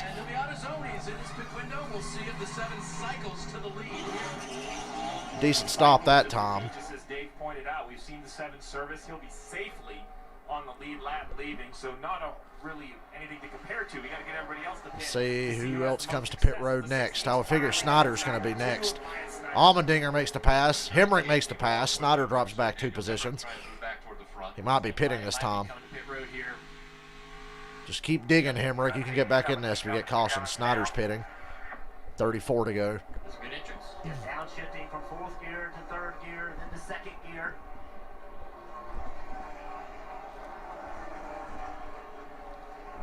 And then Jeff, his job as a driver is not over, is it? What's he got to do right here while the crew goes through? He's not overshoot the marks. Get that left front nose right on that sign that they were holding over. Now when the car goes down, get the car back into 1st gear when the car is on the ground, not when the car is in the air. As soon as it drops, good stop. And he's probably very happy to finally have fresh tires back on the car for the first time since lap 12. Hemrick, the outside of Allmendinger going to 3. Those 2 cars that just pitted, Rick, still in the lead lap. They're going to assume the race lead. Cindric pitting. Scary, and this is why we now see the 20. Noah's pitting. Ty Gibbs going to stay out. Ty Gibbs can run as long as he wants for all I give a shit. That was Austin Cindric in the 20. I was hoping for a quick yell after Allgaier pitted. That would have been ideal. Didn't get it, but we'll see if he gains any at all on Cindric. He was 3 seconds back before pit stops. Noah Gregson in the number 9 car also on pit road. He was experiencing a little bit of brake fade. Said mostly the balance was good. Then it started to get a little bit too tight on the right front 4 tires for the 9. Now we'll need to keep our eye on the 7, Justin Allgaier, because he's already made his stop. Where these guys Austin. Well, the big story right there is you see off in the distance the red 7 on the straightaway. Flop of position on Allgaier cycles in front of Noah. First of the leaders on pit road, but the 16 of AJ Allgaier Nice job, 17. Nice job, Allgaier. This will be for the race lead if everything cycles through. We saw the 7 just behind him. Kelly. The 54 of Ty Gibbs has also made his way down pit road. Safely, Ty saying he was just a little bit snug earlier in the run, asking to be freed up a little bit for the 18-year-olds. Tell him keep that wheel straight. Fuel goes in. It looks like it will be another 4-tire change. So now right now we're showing you the 16. He'll be the leader. We got 54 on pit road. He's all the way down. Ty Gibbs on pit road. Now let's see where he cycles through. This is the fascinating part of the race. I love the best part of being at a NASCAR race is watching the green flag pit cycle and seeing where guys come through. Cindric cycles through. That leapfrog Cindric, you guys were shocked how well Myatt held on the old tires. Big call by the 16. Get track position, make Cindric. And the 16 is going to be the leader. 32 to go. It's going to be a tough battle, but at least he has a battle to fight. This is good. So again, everyone still has to come to pit road. Hemrick, Sam Mayer, Burnett, Clements, Moffitt, Brown, Austin, Okay. LeVay, Ferrucci, Marcus Weatherman. Drive up there in a panic. Just They're all breathe. still scored And you'll be in there front for of Allmendinger, who has been to pit road. That's all He's you running can do. 25th right now.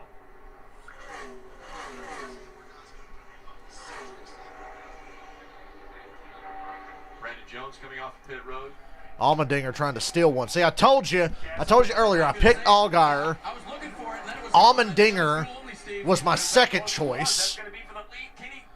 And he cycled through the lead here, just in front of Brandon Jones and Austin Cindric. Jones and Allmendinger playing strategy. But God, I just think Cindric's gonna win this race. There's 30 to go. It's a long way over. Long way to go. Anything that these guys can do that are up front, say Daniel Hemrick right now. Ooh, look at Cindric. Stayed out on the racetrack. Ah, here's the pass. Cindric got to Allmendinger's inside. Got him up off the bottom of 2. But now Allmendinger's got that high side of 3. Cindric's going to have to pack it in here. Ah, he couldn't get a slider. He couldn't get the slide job. They're catching a lap car coming off. Cindric clears him. So Austin Cindric will cycle through to the lead when Hemrick, Moffitt, Clements, Brown, and all those other cars pit. So this is the race for the win right here, and Cindric's got it. Allmendinger's going to be second, Brandon Jones behind them, and then Allgaier. The 20th position, but as we mentioned, everyone will be cycling through pit stops. So I hate it for Daniel Hemrick. He's leading right now, but he's got a pit. We go NASCAR nonstop. Tough scene.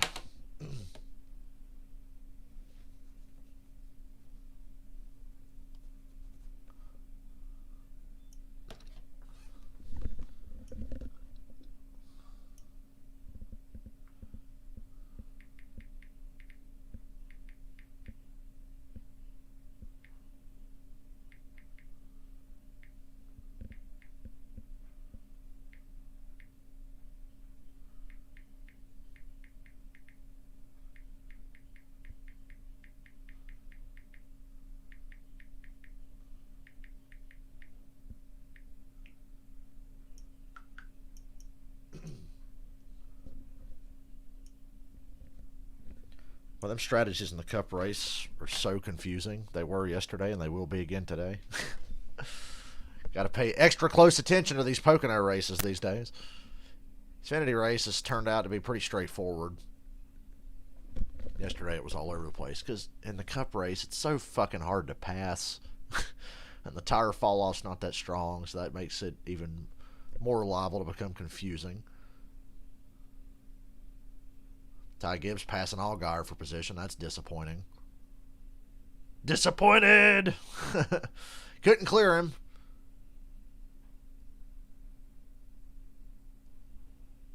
Now he's probably going to get him into one. God, these lap cars all of a sudden. The cars that are going to cycle through to the front are dealing with so many cars on old tires, lap cars, whatever. So many of them. I think that might be why Ty Gibbs was able to get in front of Allgaier. Neither one of them is going to catch Austin Cindric, though.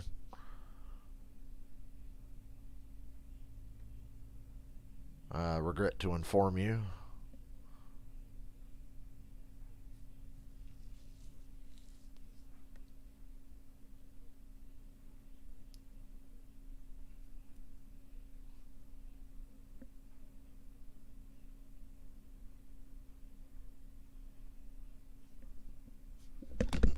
This race calmed down. This race was wild earlier. All kinds of shit happening. Not over yet, though.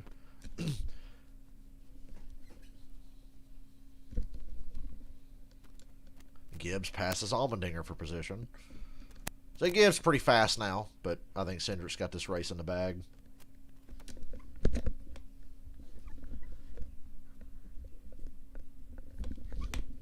Hey, look, they have to use a clip of Kyle Busch winning over 2 years ago for the Pocono commercial. Friday, Baldwin is back in DreamWorks Animation's The Boss Baby. And now Allgaier passing AJ Allmendinger. Different tire strategy. Allgaier obviously took 4. Theaters and streaming on Peacock this Friday. This is just a great battle between Allgaier, Allmendinger. You see Noah Gregson, Brandon Jones. Why this battle has been raging on, trying to get some track position. Up the top of your screen, you see the 18 of Daniel Hemrick's still riding around out there. Might as well. They're trying to find a way to get back in this mix and staying on the racetrack. This is a gamble, actually. It's more risky than coming to pit road. And he ran After he sped on pit road, they got to do this. fast laps and clean air. And why that's important is he's going to come to pit road, take gas only, I assume. We figure he can do that in about 33 seconds. Well, he's currently 34 and a half seconds in front of Cindric. So, my point is the 18 could come in. You see where they're at. So on the bottom left, look at Pocono. That's the leader, the 18.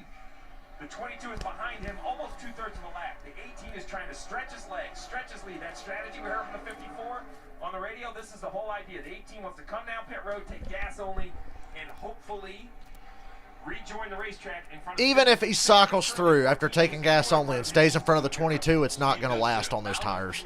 It's not. But might as well do something. Just get out front. It's not like the Cup race where that would win him the fucking race, but who knows? You got a really good car. His car has been better than Cindric's all day. Cindric just took advantage of his misfortunes. They must be really confident in their car, or they're just throwing a Hail Mary to try the strategy to cycle through in front of Cindric.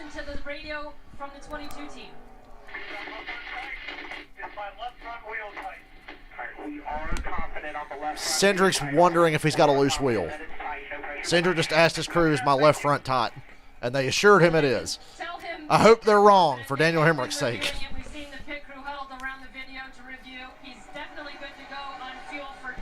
And for the sake of his post-race disqualification, he better hope they got more than, well, he better hope they don't have 4 or 5 loose lugs around the car. And Steve Letart's mentioned what I just said. It's more than just points being lost. There are penalties. We don't expect them to change tires again, so that story could continue for the 22. You hope not. But as a crew chief, this is the new level of concern you have to have now. It's a rules violation as well. Man, I wish I had that when I was racing. Hey, you guys confident? We are confident. You mean the confidence that they're confident? Yeah, that would have helped me. I heard that a lot. We got them tight. Well, guess what? You didn't. One thing also that's happened in this exchange was that Ty Gibbs got by Allgaier, Allmendinger, Noah. He got Cindric is about 34 seconds behind Daniel Hemrick. I don't know. They're going to have to nail that gas-only stop for Hemrick. Left side, left front tire changer. He's hitting. He's working. He hits a good one there. So I'd say he hit the last one. We have a shot from our cameras from a distance. These guys here are looking at the helmet cam from the tire changer. But it definitely Well, I guess we'll know if Cindric's got a loose wheel if one comes off. They seem pretty confident that he doesn't. And he took their word on it. He said, okay, thank you. Jackman and tire changer. And Steve, the Jackman normally waits until the tire changer has hit all 5, right? We saw there where the car had come down and the tire changer was still trying to hit lug nuts when the tire was on the ground. Well, the fronts aren't going to start spinning. The rear's already steps on the gas, but the guy in the front, as crazy as that sounds, that guy has, an extra 2 or 3 tenths of a second. That's his goal. So that's the question mark that Cindric has right now in the back of his mind. Well, I think what Cindric didn't come over the radio and say I got a vibration. I think Cindric saw the same thing we just saw. 34.5 seconds. About every lap between Hemrick in first and Cindric in 8th place. Go about my business. 34 seconds, the gap between Daniel Hemrick and Cindric right now. Could be interesting coming down to the end here. As we go NASCAR nonstop. Trying to save my voice for the cup race later. That's why I was coughing. Days after I stream a lot, I'm like, my throat's all weird. Man, am I hungry. I'm going to eat between races. That's for damn sure.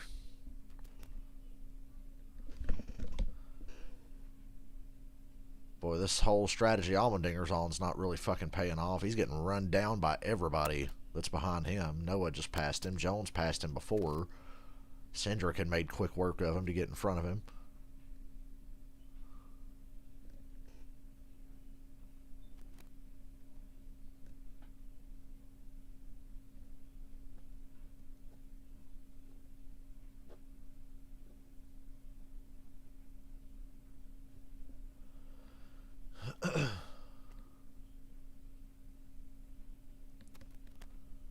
I remember Clements, Brandon Brown, and those guys are doing the same thing that Hemrick is, but it ain't going to work at all for them. I guess they're just hoping for a caution and drag everybody to pit road late for tires, maybe.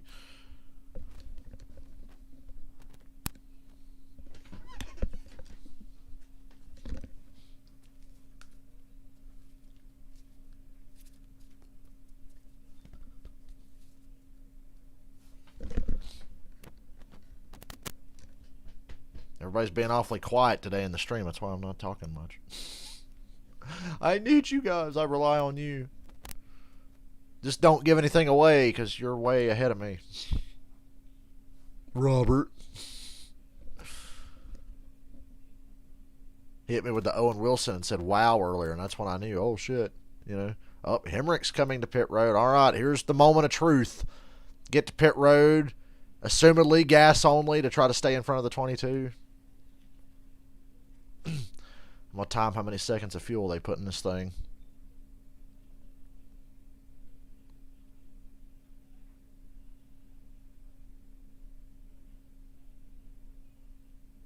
Changing 2 tires at least. Well, at least they're going to change 4. So they're not doing gas only. Never mind, that takes the fucking excitement out of this. Because they're changing 4.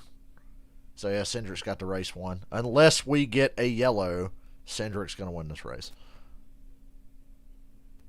I was unsure. I said that no tires wouldn't work, but we'll see. And that was a bad pit stop as well.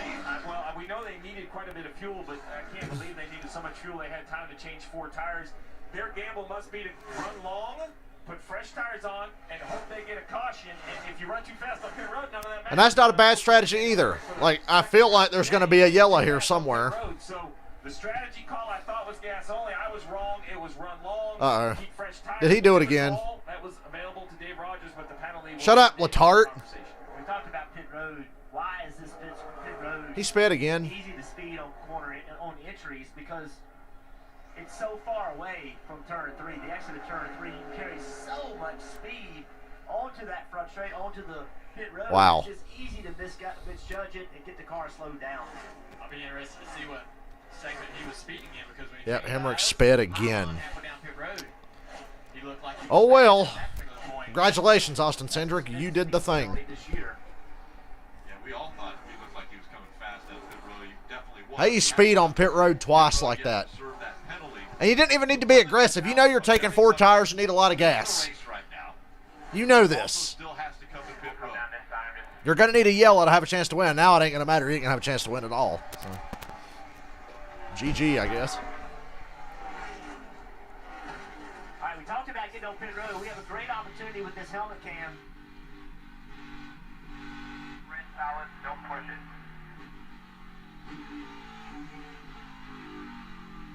They told him not to push it, and that's what I'm saying. Don't push it.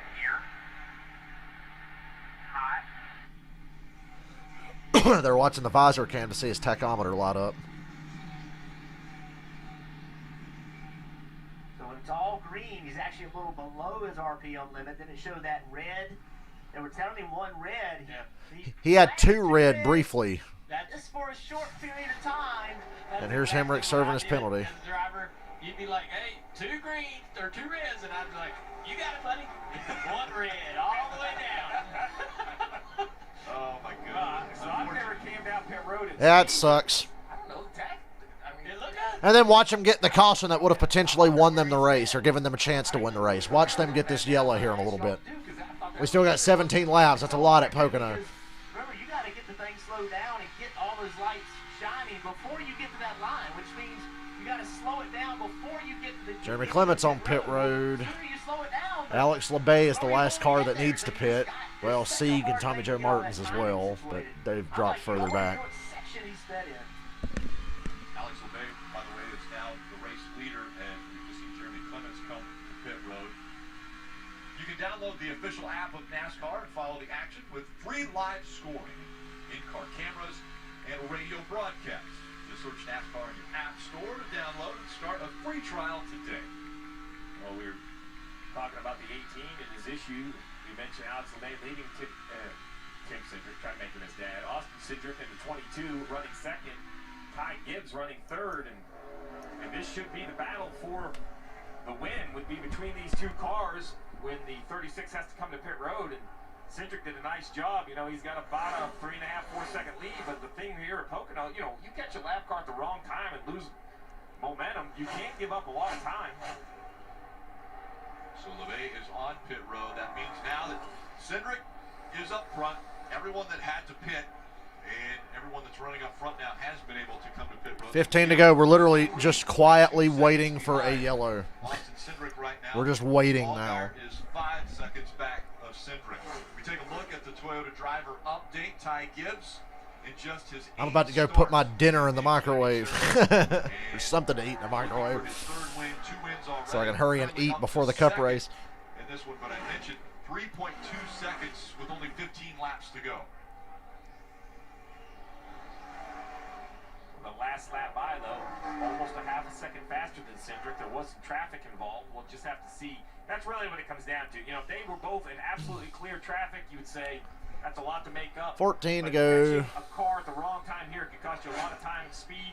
Yeah, Cindric's about 3 seconds ahead of Gibbs. I think Gibbs is much faster, but I think Cindric's just taking it easy. Managing the traffic, managing the gap, taking care of the tires. Excuse me. He was the measuring stick because Allgaier came first, and we said, okay, can Cindric get out in front of him? Well, Allmendinger and Cindric. My pick, Justin Allgaier's third. Not going to win any money today, not without a yellow. Cindric, Gibbs, Allgaier, and Ryan Sieg, they're the top 4. Noah Gregson running 5th. We go NASCAR nonstop. 14 to go from Pocono.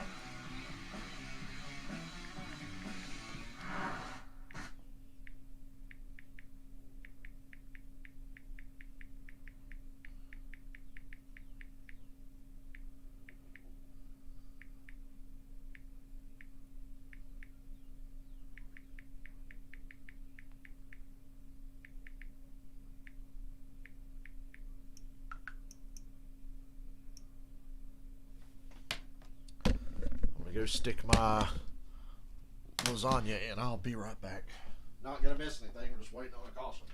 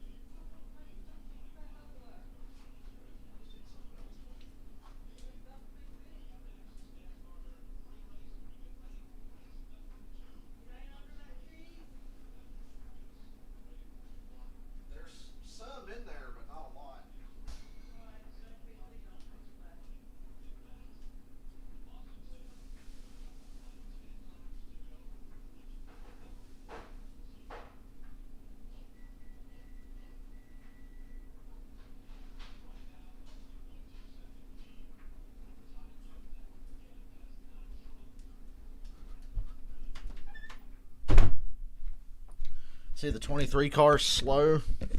Yeah, God, Caden, this race did dry up. Sorry, I was in the kitchen just now. See, the 23 slow, but not enough to bring out anything. Yeah, this race dried up bad. It all went downhill the first time Hemrick sped on pit road, and then the 23 ran into Allgaier and put him way behind Cindric. Then Gibbs choked away the lead. I'd rather Cindric win than Gibbs, though. So, yeah. It's a waiting game now. Coming up on just 10 to go from the And now we wait. 25, the NASCAR Xfinity Series here at Pocono Raceway. And coming up next is The countdown to green. We're coming to 10 to go here.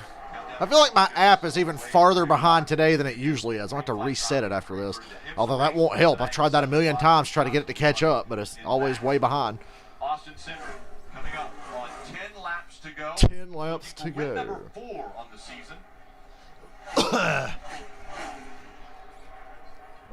And right now, a 3.2 second lead.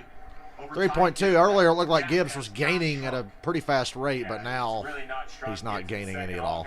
Ryan Sieg in 5th. Now on his last on pit road at lap 47, it would be a stretch, but we've had some cautions. Maybe he thinks he could try to make it or try to catch a yellow. No. Look at that awesome paint scheme on Ryan Sieg's car. That's nice. Probably 2 or 3 laps. That's a nice paint scheme, my friends. To him and said we're probably gonna have to cut him in with about 8 to go. You're gonna have to see it. So he's just trying to, get a caution, punch up the field, come get some fuel and tires, and see if he can work from there. Allmendinger 6th, Jones 7th. Let's get an update on drivers up front. We'll start with Kelly.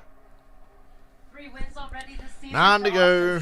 7 stage wins to go. Try to stay awake. We got a cup race to watch later. They still feel like they've left a lot of races out on the table. They are right about that. Cindric's gotten fucked out of a few races this year. Daytona Road Course and Mid-Ohio come to mind. Mid-Ohio especially. He got totally shit on there.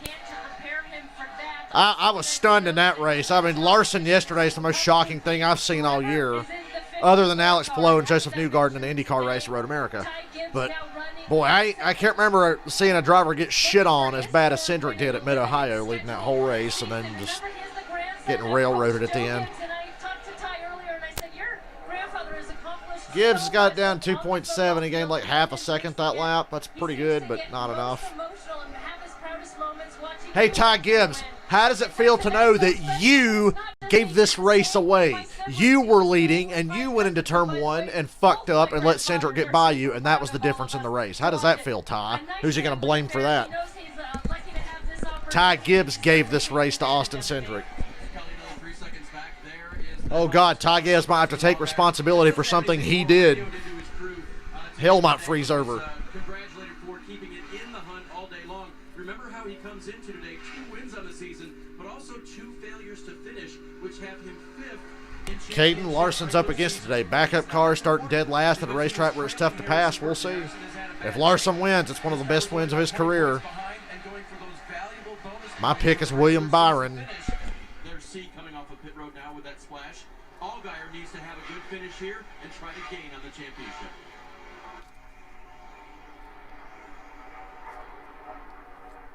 Good run for Jeff Burton. He's up in the top. We are at 7 laps to go now. Even that speeding penalty, surprisingly, he's still in 8th. Moffitt in 9th, Brett Moffitt in 9th, and Snyder there in 10th. Yeah, Moffitt, actually, they put out a tweet earlier, said racing with heavy hearts today. Prayers go out to the entire SoCal family, Martin City SoCal, great partners of our motorsports. Unfortunately, Cindy's brother Robert passed away unexpectedly. Yeah, another guy having a good run, Josh Berry in this 31 car, second time in this 31 car. Finished 8th in Mid-Ohio, so did a really nice job there. Good solid day again for Josh. Great job. Won that race earlier this year in Martinsville. Drive your car, Junior. So it's good to see Josh still out there making something happen. Santino Ferrucci in the 26 car.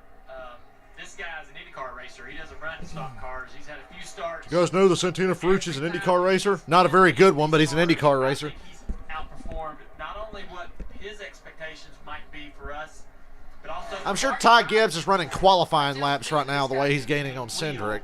No matter what he's in, I I think if he wanted to steer himself Cindric's been career, saving something. He's been pulling the Tony Stewart SRX deal here, you know. Take her easy. Imagine there's no practice or anything, and he's out there competitively. Sorry I didn't stream the SRX last night. I had better shit to do than watch Tony Stewart pretend that he was about to lose a race and then win it. Make it into the playoffs.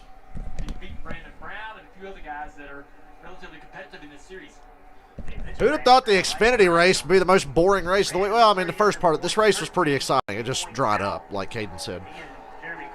I can't call it the most boring race yet because we got a 350-mile cup race with a bad aero package coming up here in a little while. In about an hour. I'll be right back. Do not have the funding as some other teams. It doesn't mean they're not good teams. They just don't quite have the same equipment. They work hard, probably work harder than the big teams, and it's good to see them out having good solid days. Yeah, Brandon Brown made the comment to us not that long ago. He said, you know, I feel like we're overachieving if we can get a top 10 finish with this team, just because of, you know, the limited number of people that work on the team and what they have to do to make it work. Remember, he made the playoffs last year. Yeah. So, you know, they set that standard that we're a playoff team trying to meet that again this year. Well, you mentioned that playoff battle. Michael Annette just had a quiet day. We haven't said his name much today. He's done a nice job of kind of staying out of the replays for the right or wrong reasons. Just kind of doing, you see right there, started 8th, was up to 3rd at one point with the cycle, currently 12th. You know, plus 56 to the cut line, and these are the types of days when you see someone like Riley Herbst with an issue, and that just has to bring this solid finish home.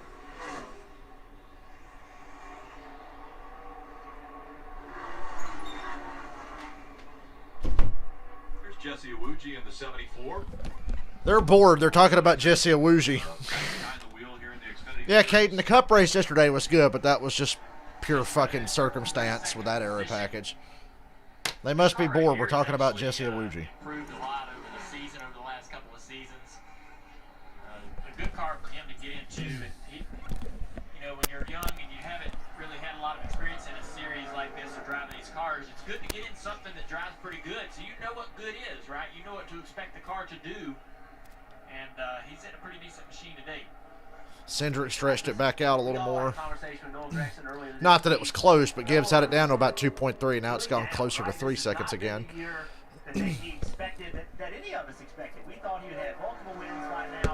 You actually thought Noah was going to have multiple wins by this point? Jeff Burton, what are you smoking? He's not that good. Oh, it's certainly not lack of speed. It's lack of talent. But they just haven't been able to finish races. Noah Gragson, sitting there running 4th today, I think is something they can build off of. He's earned 13 points in the stages. That's the second most today. Running 4th, that's a good solid day which they can build off of. Moffitt and Snyder battling right here for 9th place. Mike's done a really good job today. He was behind on tires for most of the afternoon and hung right in there in the top 5 and the top 10 with good speed in this car. 74's never been good, but then again, Jesse Awuji's never been good and it's never going to be good. Excuse me. Back in the field are tough. Just watch this one. I mean, these guys are battling for a top 10 finish. They're going to go at each other. 3 more laps. Why are there so many songs about rainbows? God. Myatt's raced late models together a lot.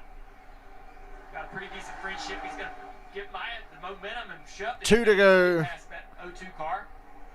The stream's going to wrap up pretty quickly when this race is over. Nah, Jesse Awuji's not better than Riley Herbst. I'll give Riley Herbst one thing. He's better than Jesse Awuji. Awuji's one of the worst drivers out here. He's another one who has no business being on the track at this level anyway. He should just exclusively do iRacing or something. You see traffic in front of him again. One more close call like that, and Ty Gibbs is close enough to take a chance. There you go. Thank God, yes, Cindric got held up by a lapper and his lead's down to a second, but we're coming to 1 to go. We learned yesterday, too, that until that driver No biggie. takes the checkered flag, nothing is off the table. So Austin Cindric trying to make sure to put perfect laps together. Yeah, it's never over till it's over. White flag. Boy, Cindric gave up a lot that last lap and a half. Thank God Gibbs is close enough to do something. Gibbs is almost close enough to do something. Hell, he is close enough to do something. Wow. Fucking Cindric better run a qualifying lap here. Gibbs is there. Through all that traffic. One of the best turns for Ty Gibbs all day. We'll see if he can make the momentum up through the tunnel turn. Okay, suddenly it got interesting. Down the back straightaway. Long pond straightaway through the tunnel turn. Through the tunnel.